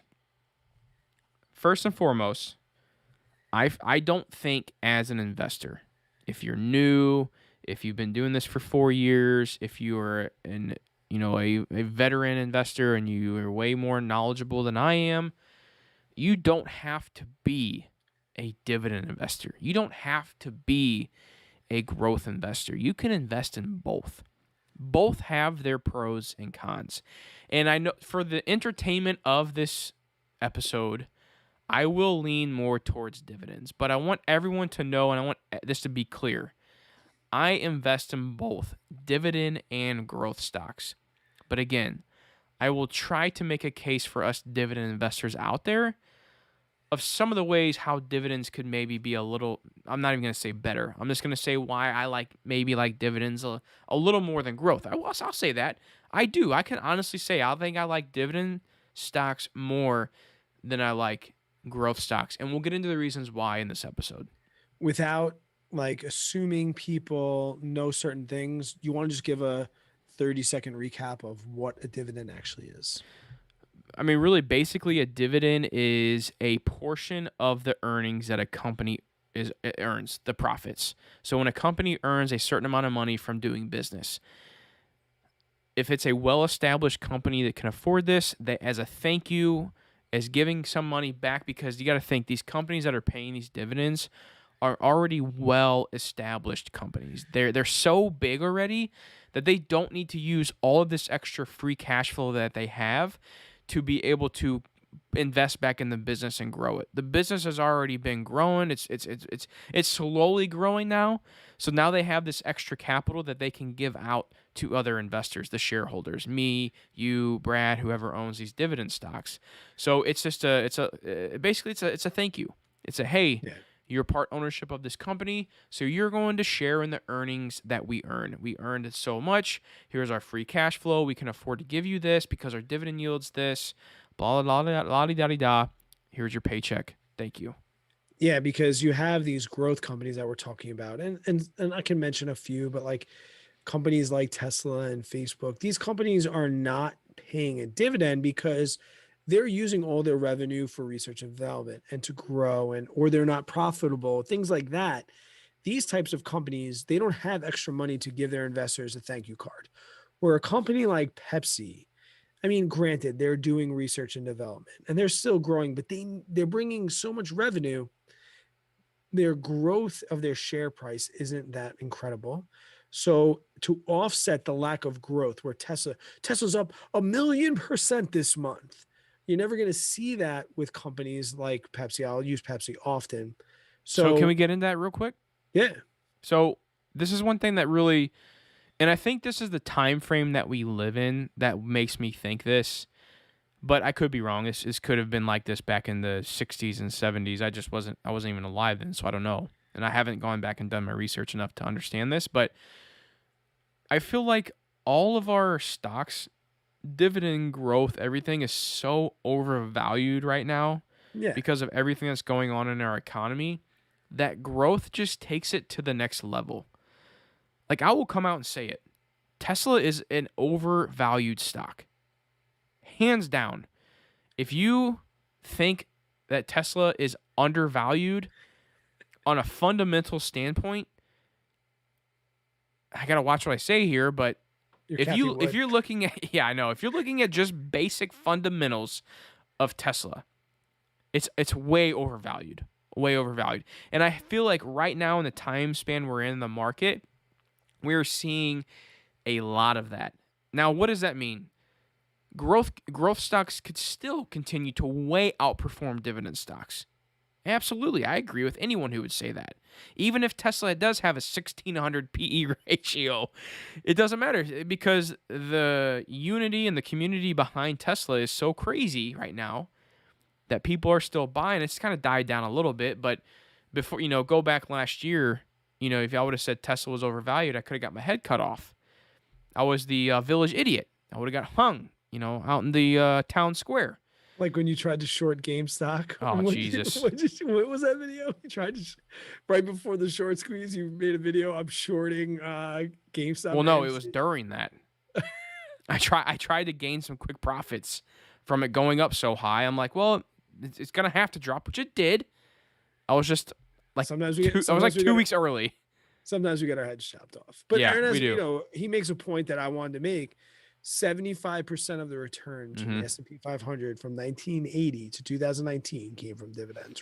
I will also add on top of that and say, do you have to look me up, but I've heard this a couple of places, is that if you would go back and invest in only dividend stocks from like 1929 in the S&P 500, or I'm sorry, if you go back in the 1929 or whatever it was and invest solely in dividend stocks, that would outperform the S&P 500. Right. So by like 2% or something like that. Some things and questions that I get asked about dividend stocks is how they're taxed. They're taxed differently depending on, there's different types of dividends, but generally they are going to be taxed a lot less than your standard income. But I will say that and also too, I get asked this, like, does the share price drop by the dividend amount? And that answer is yes as well. Like the day dividends are paid out. What they're not? I mean, dude, like, are they? I've seen people say this, and in most time, like, it may happen, but it's such a quick thing, right? That you don't even notice it. Because let's say this. Let's say you Apple. don't notice your expense ratio of VTI coming out of the share price, but it comes out of the share price as well. Listen, let's say you own Apple, right? We both own Apple. I do. So let's say Apple pays their dividend, right? But Apple has some crazy news, or maybe Apple's not the greatest because somebody will consider that as a growth stock. But I'm using it for an example because they pay a dividend, so makes them a dividend stock. Apple comes out and they pay me my dividend. Let's say the price drops according to whatever amount of free cash flow they've paid out in dividends for the next day. But then, let's say Apple has some news or whatever it may be, or, Apple's just having a great week. You're not going to notice that at all in the stock price. Now, there are on certain occasions where you'll have a dividend payout, and then the stock price will drop for a day, and then it goes right back up to where it doesn't matter. Also, something else you got to think about is yield on cash. From your initial investment that you make in a company, and let's say you buy AT&T at $26, and they're paying a yield of 9% or whatever it was back then. Now, I know they just recently cut their dividend, or they're getting ready to, but let's not talk about that for a second. So let's say, or maybe AT&T is not the best example, but we're going to go with it. Just assume they're not cutting the dividend. So AT&T, you invest back in 26, now they got a 9-10% dividend, and then AT&T grows up to $33. Well, your yield on cost, the amount of money you pay to earn that income, is a lot higher of a dividend yield than the actual dividend yield that's being shown at that time, because you bought in at an earlier amount. That's what's so incredible about buying dividend stocks at a lower value, is because as the stock price goes down, the dividend yield goes up. So basically, you're getting more money coming into you at a discount whenever a stock price is down. Also, when a stock price is down, it's less risky. When a stock is down at all-time lows, it's much less risky of a stock if the overall fundamentals of the business is still intact. Like, yeah, if the company's going bankrupt, it's more risky to invest in a stock that's at all-time lows. But if you're looking at a company like Intel or something that's been at pretty low rates recently, but they're still a good, fundamentally sound business, they have a good balance sheet, they got their numbers right, that's the greatest time to invest in a dividend stock, because one, the dividend's at an all-time, maybe not an all-time high, but the dividend yield has fluctuated big time, or it's grown recently because of the stock price decreasing. They're still paying out the same amount in dividends, but the dividend yield is associated with the stock price. So now that you have the stock price down, you got a fundamentally sound business. Now you're going to be earning more dividends, and also probably got some built-in growth in there coming as well, because you're buying a valued stock. That's what value investing is. It's finding beat-up, good, solid companies at a discount that may pay you a dividend as well, which in return is going to grow in value, also putting money in your pocket every single quarter or month or whatever it may be. To say that you won't notice it isn't the same as saying it doesn't happen, though. Like, if they pay a 23-cent dividend, like, that's going to come off when they pay their dividends. It's going to come off the share price. I would stick my leg out there and say that there's been times where it hasn't happened. Well, 100%. It may not have shown. It may not have shown because it was offset immediately. Yeah. But that's the same as any growth. That can happen with any stock any day. So you could say that about dividend stocks, but look at growth stocks. If you get one little piece of crazy news in a growth stock, you could instantly lose 20% of your overall portfolio, of your overall ownership in a growth stock. Yes. And again, guys, I gotta say this again. I'm coming up, like, we're doing this for entertainment purposes. We're having a conversation. Well, yeah, we're trying to debate a little bit. I'm coming on the dividend side. Brad's coming on the growth side. Yeah, but I haven't even got to look at the chat yet, and I keep seeing it going up and up and up. So I know we got a bunch of stuff that's. No, but here's really the difference that I changed, and this is kind of like I'm trying to speak to, and how I mentioned before, like starting off as a particular type of investor. I think it's awesome when you get an email notification that you got paid a dividend. I think it's awesome tracking your dividend increases over time. I think it's awesome to have those reinvested into the company with the drip program. I love that. And I still invest in dividend companies. But when I looked back and reflected on my situation right now, and here's kind of like the change in mindset that I'm having, I said to myself, I can see that passive dividend income if you needed income. If you don't need the income now, why are you forcing yourself to pay taxes on income, which, whether you notice it or not, is just a slight fluctuation in the share price, with, and the alternative being a growth stock that can go up, down, left, right. and you're never going to owe taxes on it. Hey, Brad, let me interrupt Yeah. you real quick. Okay.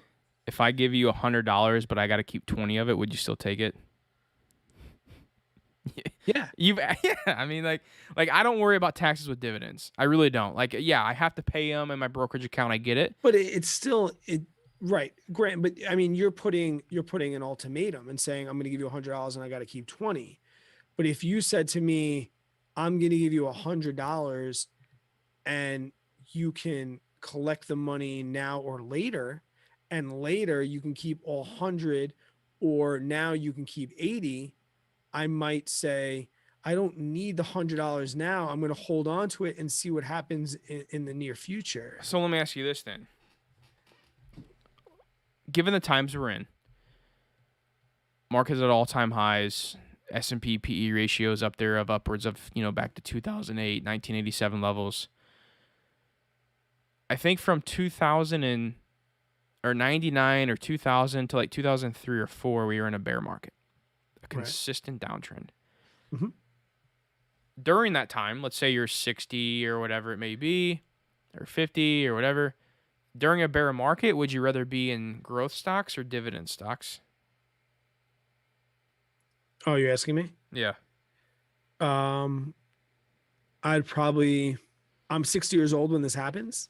You're older, yeah. Well, I guess it really doesn't matter. If you're in a bear market, would you rather be in dividend stocks or growth stocks? I'm just curious. It matters a lot to my point where, do I need the income from the dividends or can I wait out the storm?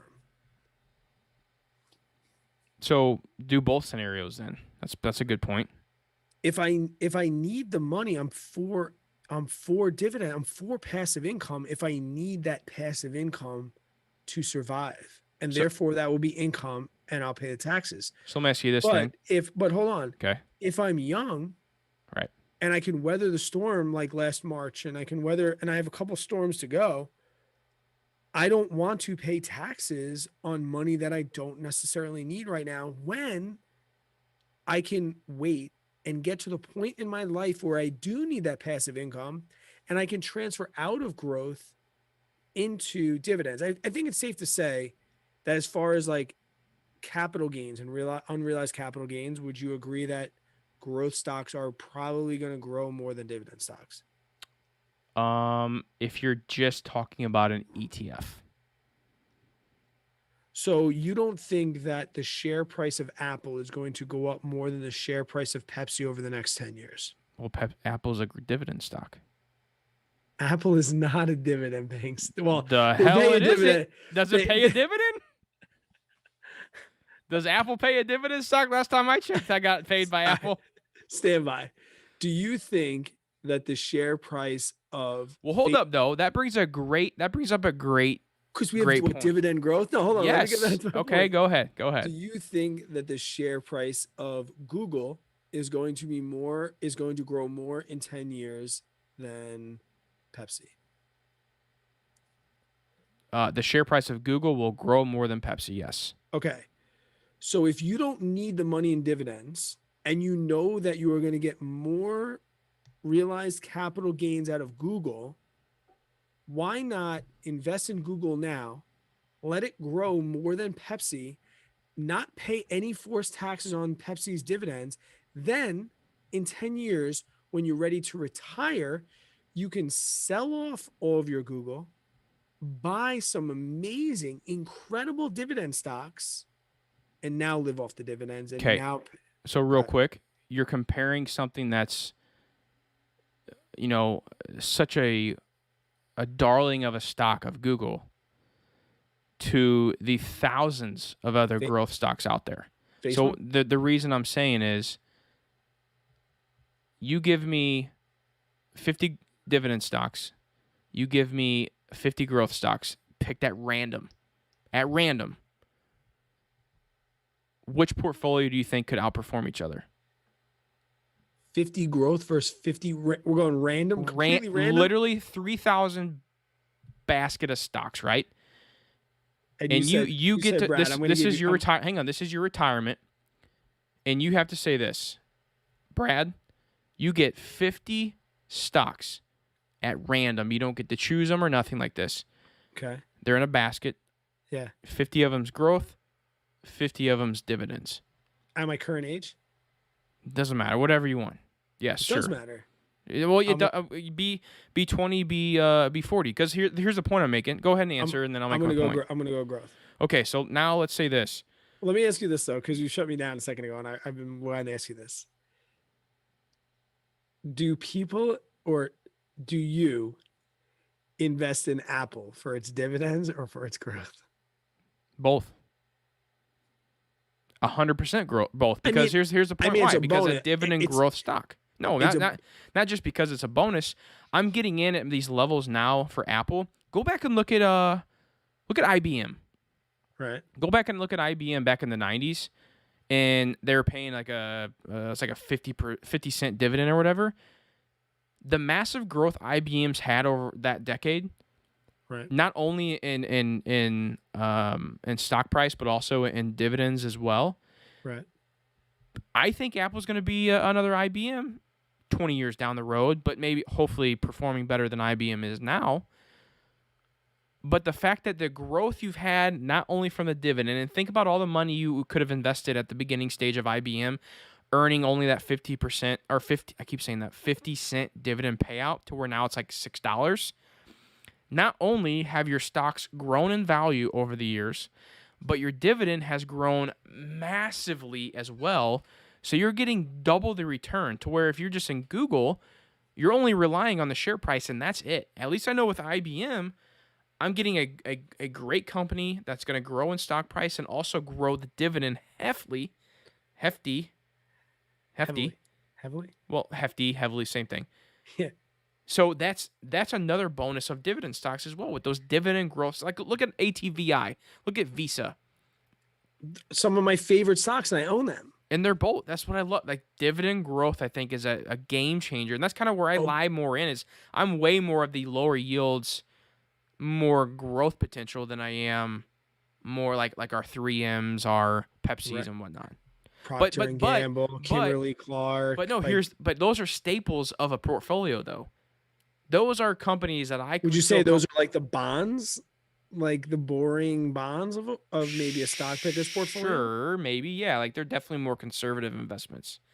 But like, would you tell a 20-year-old to invest in 3M, Procter and Gamble, Kimberly Clark, and Aaron Azevedo says my yield on cost for Apple is almost 3%.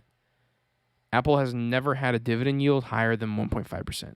That's crazy right there. That's awesome. Also, something you have to think about is stock buybacks. Look at companies that are going to be buying stocks as well. That's included in your dividend yield technically because there's something out there that's called the buyback yield or whatever. So you have the dividend yield that the company will pay out, but you also have the buyback yield that the company is going to pay out because what they're doing when they buy back those shares. See, this is something that a lot of investors don't think about is outstanding shares. Guys, when you're looking at a company and you Right. see outstanding shares decreasing, that's huge. Right. Because when those outstanding shares decrease in the amount, that means your amount of shares are going to grow in value because there is a less amount of supply out there. So when companies are buying shares back, you're going to be gaining value in those shares. Now, if companies are putting more shares out there like Tesla, is going to, not always, but they keep throwing more shares out there, diluting your share in the company, your ownership in the company. Because now let's say you owned 100 shares and there was only 1,000 shares out there, but then Tesla's going to say, oh, we're going to do another 1,000 shares for people to buy. Well, now your percentage in the company that you owned is now much, much lower. So that's something to think about too as well with those types of companies that are not only paying a dividend, but doing stocks buyback as well, which is in return helping your growth in that company. okay, now back to like the 20-year-old, like what you're gonna tell them to do. I think we can both agree on one thing, like dividend growth stocks, like what are we saying, like yields maybe like under 2%. We'll call those like the dividend growth stocks. Yeah. But what do you say? And this is just more things that run through my mind. What do you say about, the dangers of like the mouse cutting dividends last year, or what AT&T did recently? Yep. These people that have been depending on, And I mean, maybe this is the balance that we're looking for. Maybe you can't depend just on growth and just on dividends. Maybe it is that balance, because I know 100 people that were heavily invested in AT&T, and I don't know if there's one of them that it did it for more reasons than the fact that they paid a 7% dividend. And now the fact that they're not paying that dividend anymore, They sold out AT&T the is company. pretty much useless to them. Yeah, I would agree with that 100%. I mean, when you got a company that's pretty reliable, like AT&T, and they're still paying an 8% yield, yeah, I mean, dude, that's why is that not? That's pretty attractive. But what I was gonna say too, before you even brought up AT&T, when it comes to like cutting dividends and whatnot, this is why it's so important to look at the overall. And Brad, you'll agree with me on this 100%. The overall financial health of a company. Right. And that's kind of the things I was talking about in my previous video, is like looking at, the net debt to capital, the net debt over, to EBITDA, like little things like that. There's different scenarios you can look at. The current ratio, like looking at total current assets versus total current liabilities. What that shows you is how that company can perform on a short-term basis. So if a company has more total current assets than it does total current liabilities, basically what that's telling you is that they could total current liabilities is like short-term assets that they can liquidate meaning they can turn into cash within about 12 months or so. Right. Same thing with liabilities. Total current liabilities are liabilities that could be called upon within the next 12 months or so. They're short-term.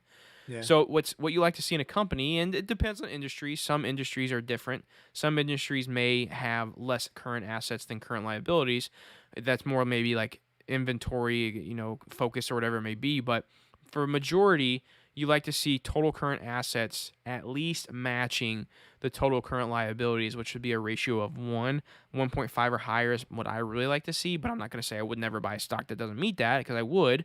But you just got to look into it a little more. But when you see stocks like that have a balance sheet set up like that in the short term, and then you can look at the overall net debt versus the earnings, the overall net debt versus the capital structure of the company, those are the things that can really save you as an investor. Is truly understand. You got to think. You can't just look at the stock price. That doesn't tell you anything. If anything, Yeah. I wish people could not see stock prices and have to evaluate the company and say, this is what I'm willing to pay for it. Let's see if my order gets executed. No, you are very, very right. And Aaron made a good point too. And I think that's kind of what you were going for. And for the people in the chat that don't know, you just did make an amazing video about like picking dividend stocks and like your checklist of things that you go through. And if you're in the chat or if you're listening and you haven't seen JJ's video on that, I think it's one of your most recent videos. It just came out, but Aaron kind of mentioned in the chat something that's, I think, something we definitely can both agree on. Like dividend yield hunting is not a good thing. Not at all. Not so at it's all. like, and I mean, back when I was making dividend videos, I would say like, once I'm at like the 7% route, I'm like getting a little sus, a little sketch. And then AT&T, and this is a freaking great example, because for the last year, I've been clouding about talking about how amazing AT&T is, and everyone's been like, you talk about how 7% is suspect, but yet you love AT&T, and boom, look what happened. They were the first one where like shit hit the fan, and here we go. And it's like, maybe they were a little suspect. Maybe they were following those exact guidelines that I thought they were following, but I still can't like get over the whole like forced income if you don't need it. And I guess the point that I really wanted to make, or at least want people to understand, is that when I first started my dividend investing career, I thought that I had to start small, start at zero, make my 11 cents, then make my 50 cents, then make my 30 cents and get my shares up and build this, that, and the other thing. Where now I'm thinking I could take advantage of some amazing due diligence, and I could take advantage of some growth in some growth stocks, whether they're primarily growth or they're in this like growth dividend, whatever. And then when I need the money from dividends, I can essentially take Google and I can run them for 10 years. And if they do what I think they're going to do due to my due diligence, I can take all of that money out in 10 years and put it into Pepsi, and I'm still going to get the dividend yield from Pepsi. I can't wrap my head around And you mentioned before, like, yeah, are you going to step over $80 if it's really, are you going to step over $100 bill if you only get to keep 80? My Well, answer is definitely no. Like, I love the dividends, but if it's I don't need them, why am I going to take them right now? It's still well, taxes. it's a performance thing too, though, man. Because you got to think about it. You're getting to reinvest these dividends back into these companies. That's basically free money that you're going to be able to reinvest back into help your compound growth. And I'm not saying growth stocks are bad. We're doing this as a debate. Right. But the first thing is you're getting in early. You're getting in early to these stocks that pay dividends.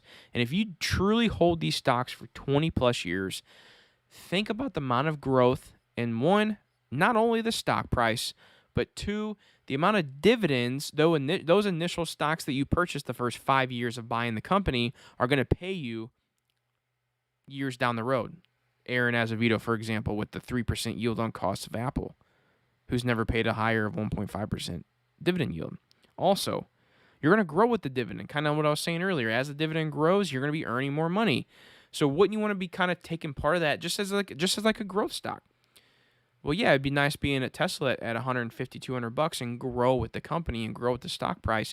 Well, you kind of are doing that with a dividend. And here's the next part is the overall performance. History explains itself. Going back looking at from 1929, if you would have solely invested in dividend stocks, you would have outperformed the overall S&P 500 from growth by like 2% or something like that. So just because growth's rocking right now doesn't mean growth's going to be rocking 10 years down the road. So yeah, So you may buy Google right now. Here's another great example. So you think this is a hype train right now? You think dividends are the long-term play and you think growth is a hype train? No, I wouldn't necessarily say that because there are definitely good growth stocks out there that will definitely outperform dividend stocks. Google, Amazon is a great example. Like I would be an idiot to say Pepsi's going to outperform Amazon. No, that's a stupid thing to say. I would not say that. But we're pinpointing like when we make these arguments, we're pinpointing like one or two stocks. We're not pinpointing Right. We're not being many general. different growth stocks out there that are not going to make it or that will not perform as well as some of these well-established companies will. Here's my thing. My overall kind of thesis on that, or my overall like final thoughts is tend to be more conservative. Brad, you know this. The loyal listeners probably know this already. I can sleep better at night knowing that I have 65 to 70% of my brokerage accounts that I own stocks in is in dividend stocks. I just feel better. And then I have my 30% of my brokerage accounts set for those great possibilities, the PayPals, the Googles, the Amazons. I may have a couple little like, tattooed chefs, like the little like ones that I think may pop over the next 4 or 5 years or so. And then I'll take my profits and throw it into Pepsi or whatever, or VTI. But overall, man, like, there could be some much better arguments out there too for growth versus dividend, but I don't care because I know I'm going to still win investing in dividend stocks. Is it the protection against like stock price fluctuation that like you're saying like you can sleep at night? No, it's not only that because I can handle volatility like anyone else. It's the fact that I'm investing in, for the most part, better quality setup established businesses. Google, Amazon, take that out of the picture. I could sleep well at night knowing Amazon's going to fluctuate and Google's going to fluctuate because their balance sheet looks like no other. The company's set up, the overall business is set up great. I could sleep, but like some of these smaller growth stocks, these small cap growth stocks, you're walking on the tightrope there a little bit. So if you stepped on $5,000, you had to put it in a stock. Is it going to be a dividend? Is it going to be a growth, or is it going to be a dividend growth? I won't make you pick one stock. I mean, if you have one stock that's like in the front of your mind, you have $5,000, you got to put it in today. What's it going to be? Dividend growth, a Visa, an Apple, or Microsoft, something like that. Because it has the best of both worlds. Absolutely. I mean, I can't disagree with you, but I would say like when I buy a share of Apple, I'm thinking more about the potential capital gains growth than I am dividend growth. Yeah. I mean, I would agree with you on that. Still, it pays a dividend, though. No, it does. And I mean, I think we could even, if we needed to, we can even draw this in, like the difference between, drip income. And then when you get to the point where you're actually reclaiming those dividends and taking them out and using them as income, I don't know. Like, it was more like I needed to hear you say some of these things because I I don't know exactly what my position is. I love Yeah. dividend growth stocks. I love them. I want to say this real quick though, because like I want to make sure like to tell the audience this too. Like I am not trying to sell you on dividend stocks.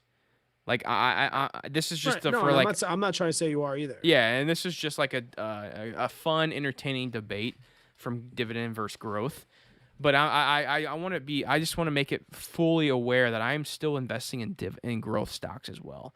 You know, like I have to let that be known that I'm not only fighting for dividend stocks here. I just did this for the the fun of it.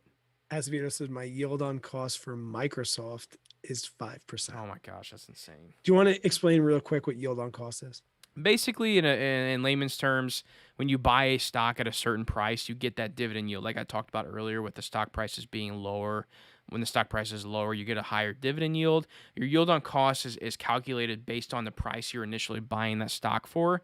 So it can calculate that, saying what your true dividend yield is because based on the price that you bought it at versus just buying a dividend stock at what the current level of price is and what the current dividend yield is. Because, for example, like let's say you do your growth stocks, you don't buy any dividend stocks, and then you are at 50 years old and you got $1 million in the brokerage and you're like, okay, I want to sell all this growth and I'll put it all in the dividend stocks.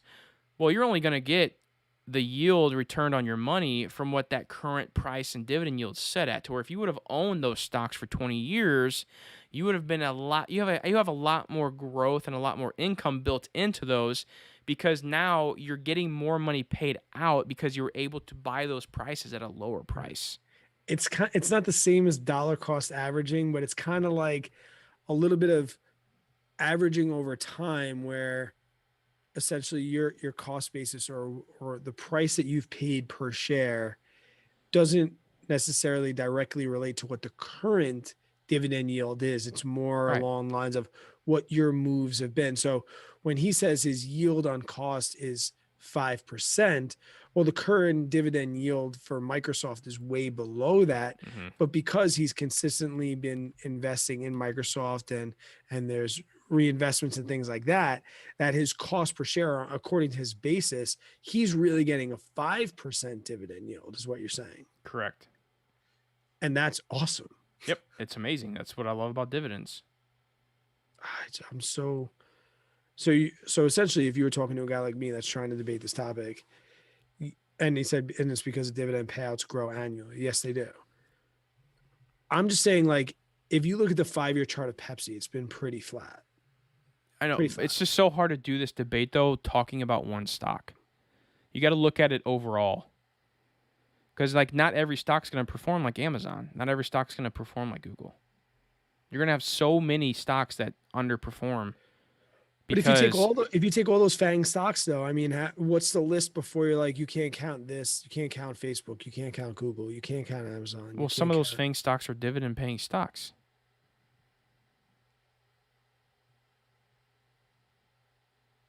Okay. I mean, I don't know. That's my point, I guess. Which one? What are the FANG stocks? You got Facebook, Apple, No. which is dividend. Apple. Yeah. Amazon, no. Netflix and Apple's Google. a FANG stock? Yeah. Apple and Amazon. And then Netflix and Google. Really? Yep. FAANG. I'll look it up just to double check, but I'm like 99% sure. No, here I am sounding like an idiot. Maybe it's the other part of me too that's like, I can't wrap my head around the dividend growth stock. To me, I'm still like, you're a growth. You either invest in a company for its growth, you invest in it for its dividend. I'm even though I do it, I still have like a problem like wrapping my head around buying a stock and saying to myself, yeah, I'm totally in for the growth and a little bit of the dividend. I think of it more as when I'm buying a stock like that, like I'm thinking of it as I'm in for this dividend 20 years down the road. Like Visa's paying me a 0.5% or 0.6, whatever it is, dividend yield right now. But what's Visa going to be paying me 20 years from now? That's what I'm excited for. Yeah, but by the same token, though, could I take, I guess, that yield on cost again? Yeah, you're not getting in at the lower amount now. You'll have to pay for whatever dividend yield is paying for, is what Visa's paying out 20 years from now, not what you're buying in right now. Right. Because you got to think when Visa's paying a 2% dividend yield 20 years down the road, you may be earning, based on your original capital invested, you may be earning 5%, 6%, 7%, whatever it is. I'm looking at this FANG thing. Some people say FANG includes Apple. Some people don't. Like I'm seeing FANG is just FANG and then FANG is FAANG. Mm. I think at the I've end of always the heard of day, Apple included. at the end of the, I mean, you have to throw Apple in every conversation. I feel Yeah. like they're Apple. But I mean, do you think that I'm a donkey for backing down my dividend investments No. on things like I wish I could like share. Actually, I will share. If I say like what's in my personal portfolio as far as like, I don't know, like my dividend, just like my dividend plays, like just straight up dividend plays. Right now I'm an M1 Finance user. So my dividend stocks in my dividend pie, I have it 7%. So I have my Vanguard index funds at 70%. My growth stocks are at 23%. And those growth stocks include Apple, Microsoft, Amazon, Google, Disney, Nvidia, Tesla, Vuzi. So a mix of those growth and dividend growth stocks. But if we look at just my dividend stocks, I have AbbVie, Pepsi, Johnson & Johnson, Pfizer, Home Depot, which Home Depot could probably be a little bit of dividend growth. Realty Income, 3M, JP Morgan Chase, Duke, Kimberly-Clark, Procter & Gamble, and Coca-Cola. Don't tell anybody I said that. I mean, am I a donkey for having it that low, for saying that I only want 7%? And my goal being like, I have a feeling that when I'm 50, this will probably be the 30 to 40%. Yeah. And my growth stocks would be less. I would never tell anyone they're an idiot or a donkey or whatever for how they have their investments set up. It's all about what works for you. Like you may want to be more in the growth and I may want to be more in the dividends because I think I could get that $2,000-$3,000 in annual income within the next 4 or 5 years.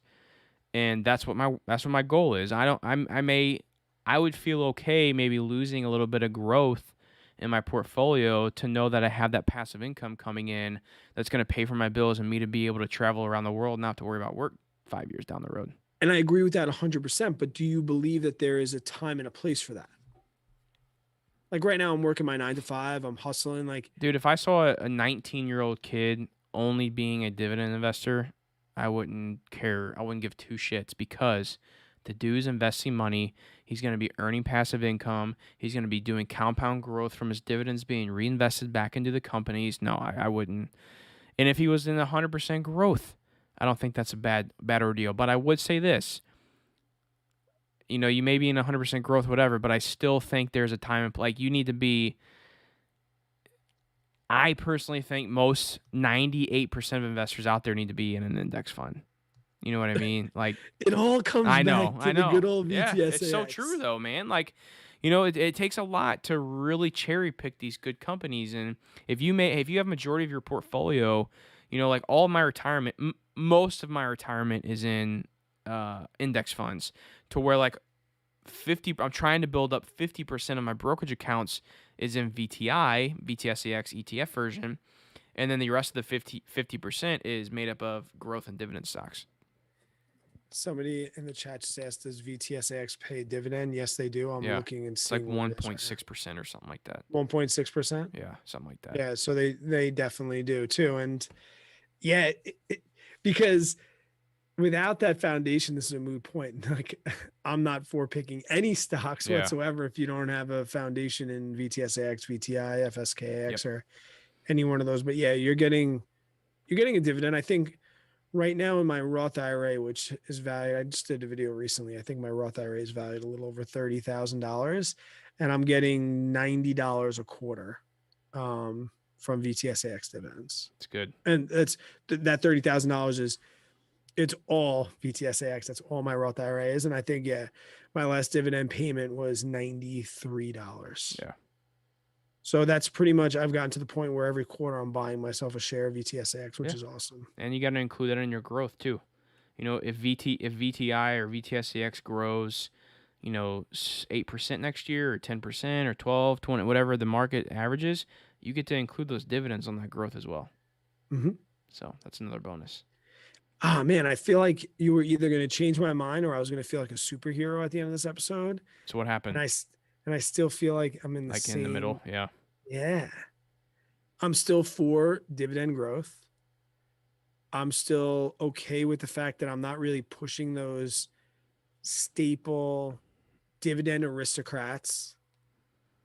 But there was a time in my life when I said out loud to people, I will not invest in a stock if it doesn't at least pay a little bit of a dividend. Mm. And I mean, that was just like ignorance and lack of due diligence to say that. We know that's not true. That's not true to this day, but I see like it is a good protection plan. Like there's a good like feeling of knowing that like Apple pays a little bit of a dividend because there is that share price fluctuation and volatility protection. Yeah, it just comes down to what you want to do, man. I mean, that's all it is. Like does Warren Buffett give a shit about share price? Well, I mean, that's actually a good point. Warren Buffett never has paid dividends from Berkshire Hathaway. If that says anything, He never has. Mm-mm. No, and he never needs to. Nope. But I'm saying as far as the dividends that he collects. Oh yeah, dude. Well, here's my thing too on that though, man. Like I'm real big on cash flow. Like I like cash flow. I would take a hit in growth to earn more cash flow now, knowing that I could be away and like be more set up now to live off that cash flow. But again, that's my circumstance. Somebody like Brad, who is comfortable at his job, enjoys what he does, doesn't need that cash flow right now. I can see why you would want to do more growth and then worry about that cash flow later on down the road. It's just all about what you want to do. I would want the cash flow sooner rather than later to leave the job or whatever I'm doing that I hated to have more of that freedom at a sooner date. It's maybe like a little bit like a little bit of a risk tolerance too. Real quick, last question from the chat, and then let's wrap this thing up. I think this is going to be a perfect ending point. Say you're up on VTI. Do you wait and just buy another share or try and get a certain price? I never try and get any certain prices. With VTI, I don't either. Stocks, I do. Index funds, I'm buying for the long term, baby. Every time I have money, whether it's raining, snowing, buying it. Whether it's up, down, buying it. It's a crash, buying COVID's back, buying it. I will buy VTI at 90 or to 80 to 90% of my net worth until the day I die. Buying it. There's been buying it. I cannot. And I mean, and we will wrap this up. I lent you The Simple Path to Wealth, and you've always been on board with VTI and VTSAX. How did reading that book reinforce that? Definitely got me more motivated to even put more money into VTI and VTSX because it's the surety, if that's even a word, of the investment. Knowing the money I'm putting in now at a young age, most likely I don't even give a shit if we're at all-time highs in the stock market. 30, 40 years down the road when I pull my money out of my retirement account, I guarantee you VTI is going to be higher than it is right now. Guarantee it. Yep. Which is good. It's very good. This was a good one, dude. Lieutenant Dan said we don't need to worry about money anymore. I said, that's good. One less thing. Lieutenant Dan, I got some ice cream. He got us invested in some fruit company. And he said, we don't need to worry about money anymore. All right, JJ, you got anything else you want to add before we get out of this Monday episode, the first Monday release of me being on summer break? So let's go summer. I'll just say this. I'll reiterate it again. I wasn't trying to, steer people to dividends or growth because I am both. I like investing in both. This was strictly for an entertainment podcast only to just give my thoughts on why I do like dividend stocks. I'm more biased towards dividends. I'll say that. I will say that I'm more biased towards dividend stocks, but I'm also investing in growth. I don't think growth's bad at all. Currently, I think more excite, and maybe it's just more the excitement of, maybe because I do have such a strong foundation in VTI and VTSAX, it's so boring that maybe I'm just excited more about Yeah. growth I stocks, can and see that's that what kind totally. of gets me. That's what gets me going. Maybe that's what it is, and I fully plan on when I am old and gray, a large majority, if I have any stocks left, and they haven't converted them all to VTSAX, if I have any stocks left when I'm 70, 80, 90 years old, I will probably have them mostly in dividend paying stocks. Aaron Azevedo just ended it with a $10 My guy. super chat. My A true guy. legend. Guys, thank you so much for listening to this episode. And like I said, hopping in on the chat if you were here on YouTube. If you do not know we have a YouTube channel, head on over to YouTube, Average Money. We're going to try and do this now that JJ's back from Hawaii. I'm on summer break. We'll probably definitely try and get live at least once a week. I would say it's so nice. If we're going to be recording, we might as well share it. So much amazing feedback from the people joining us. I think we pretty much had 30 to 40 people in here chatting with us, helping us fact check and throw some stats at us. Guys, thank you so much. Until we see you on the next one, take care, y'all. Cool. The recording has stopped. That was good. I said I didn't want to throw you that much under the bus. No, it was good, man. I mean, I definitely could have been a little more prepared, but hey, that's all right. Man, if you were more prepared, I would have got smoked. Because you were coming in with facts and percents and acronyms. I'm terrible with acronyms. You know this. You're always like EBITDA and like FFO. I'm exporting this right now so we can save it. I'll upload it. What are you gonna call this one? Brad's debate win? It's just div versus growth. Boring. Well, that's what you got to title it as that, man. What? For the Brad podcast. No, dividend versus growth. Brad wins the debate. I mean, let the audience decide that. Brad smokes JJ. No, I think like some sort of like dividend versus growth stocks would be a good one. Guys, Everybody always loves that. This is literally what we say after the episode's over. Every single time. What are we gonna do? What do we title this thing? Lori says you're still on. I know. We know. This is what we talk about when the episode's over, and then usually we crush some shots. I bang out another White Claw or something like that, or we finish the last sip of a bottle of wine, and I comment on how much I wish I had JJ's beard. Oh boy, here we go. This was fun, dude. This was fun. I appreciate your time. Yeah, man. No problem. No worries. I think Azevedo should grow that mustache back. Speaking of facial hair. Do it. He won't.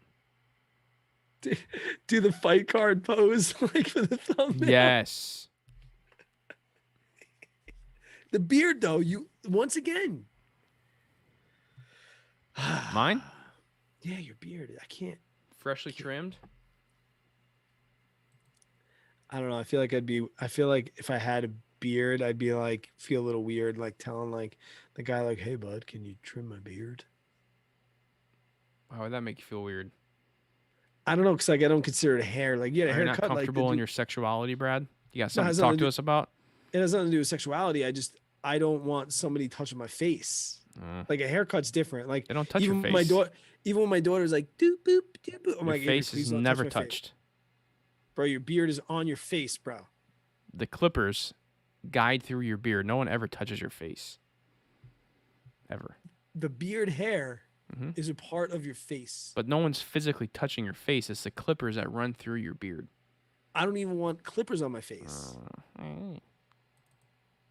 Like, I want clippers on my face. It's just like, it's your face. This is good, man. This was fun. I like it. I want to do it again. Let's do it next week. Okay. Maybe it's like a every Wednesday night thing or something like that. Is today Wednesday? Yeah. Man, I'm getting to that dope time of year where I forget what day it is, what month it is. I'm gonna have to worry, but I have to think about it because I have to like release these podcasts on like certain days. Oh yeah. Can you schedule them? Oh, maybe I'll do that. Yeah, that'd be good. Because we're gonna be doing a couple where you're like, "Wow, man, happy 4th of July," and I'm gonna be like, "It's July already." Yeah. We also need to do an episode. Is Brad gonna quit his job? We got Ooh, nine. and We move got, to Denver. we got 9 weeks to find out. 9 weeks to find out. Can I bet? You want to make a claim? Yeah, let's do a bet. Me and you. You know, how you can give your opinion. I'll try and do a poker face. I bet you go another year. I bet you do. One more year. One more year. I bet you do. That would be my bet. Cause like I mean you're close, dude. You got the YouTube stuff going. Tara's got her job. You guys are set up. You got your debt and shit paid off. But knowing you, I would think you would. I don't know if this is what I would do, but knowing you, I would bet you'd be like, oh, I could just do one more year of this for sure, guaranteed income to put towards whatever it is. I will say this: there's three things. Aaron knows. Yeah. There's three things that are going to tip the scale, and it's like it's a best of three. Okay. Like if two of the things go to retire, then I'm gonna go. Okay. And we'll know one of them in like I think we'll know. Do you want me to just tell you what they are? Go ahead. So, and we're not recording, so this is just for the chat. So, and this is us being buddies. I mean, it's live on YouTube, but go ahead. Yeah, this is not gonna stay up. This is gonna get deleted. This is good. This is gonna go to the unlisted. No, this was a good one. One is if Tara can get a job in a place that we're looking to buy a house. If she can get a job in that state, then yes, that's one of them. The other would be, are they going to make me wear a mask at work next year? Mm. And that really counts for like 10 things because I will not wear a mask at work next year. And the third thing is, do I hit 100,000 subscribers? If any two of those three things happen, I'm done. If not, So I don't know how serious you guys are on the first one, so I can't give any thought on that. wait, what was the first one? Tara's job. Right. Okay. I don't know how serious that is. We're actively seeking jobs. Like I would love to see it. I mean, I would love to. Like going on job interviews. I would love to have another place to go to travel to. Yeah. We'll see, man. We'll keep the podcast updated. The Average Money Community. If Brad retires before his kid starts kindergarten, it'd be huge, dude. Cook breakfast every morning. Walk your kids to school like your dad did. It'd be huge, They just announced in my town that my town has never had universal pre-K. Do you know what that is? Is that a state thing? So universal pre-K is like your school district, essentially, like first grade they go to first grade. Pre-K kindergarten is also like paid for by the school and your taxes. But like that year like pre-K used to be like half day. It was like weird. I think Mason kind of does like a pre-K. Doesn't he? Is he part-time? Yeah, so he does. Yeah, he is preschool, yeah. So next year he's going to full out kindergarten full day, right? No, he's got one more year preschool than kindergarten. Okay, so then he's kindergarten then first grade. So he's going to go to first grade when he's like 6? Because he's 4 now, no? Yeah, he'll be first so he'll grade be when he's 6. He'll be 6. Oh, see, yeah, we go to first grade. No. Oh, right, yeah, we go to first grade when you're 6, right? Ours is like December 1st or when you're 6. So like Avery will have pre-K next year, and that's now paid for by so that half year that you have, like that half day, it's a full day, and it's paid for by taxes. Universal pre-K. Oh, no, we don't have that. That saves me like 18 grand in childcare. Wow, that's nice. Yeah, but no, you have to pay preschool out of pocket. But if I'm living in northern Colorado, it's not really gonna matter that much. Yeah. You're also living in paradise. We'll see you, bud. This was good. I'm gonna have to get off here though, man. I've been up since 3 o'clock this morning. My son woke up with his arm asleep and had a death scream. Yes. Never in my life have I jumped out of my bed that fast from a deep sleep. Never. You said that's the first time that's happened. You got lucky. I say Avery does it like when we had her in the little bed. Mm-hmm. No, I That mean would it's happened before, but nothing like to that level. Like he's cried like in his sleep, or like we've woken up and like, oh, what the hell's going on? But like he woke up like, you could tell something was off. I thought he fell. I thought he fell off his bed and like broke his arm or something. I was freaking out. it won't work. Yeah, my arm's broke. It's just hanging here, Dad. Like, oh man. I was just rubbing it and it went off. Yeah. Hey, everybody in the chat. Appreciate you guys sticking around. This is fun. We'll definitely be doing this more often. Maybe this is how we record our podcast from here on out. This was a lot of fun. I like this. Robin, Aaron, thank you for the super chat. Yes, thank you guys so much. Appreciate it big time. You have to end the live. All right, we're gonna end the live, and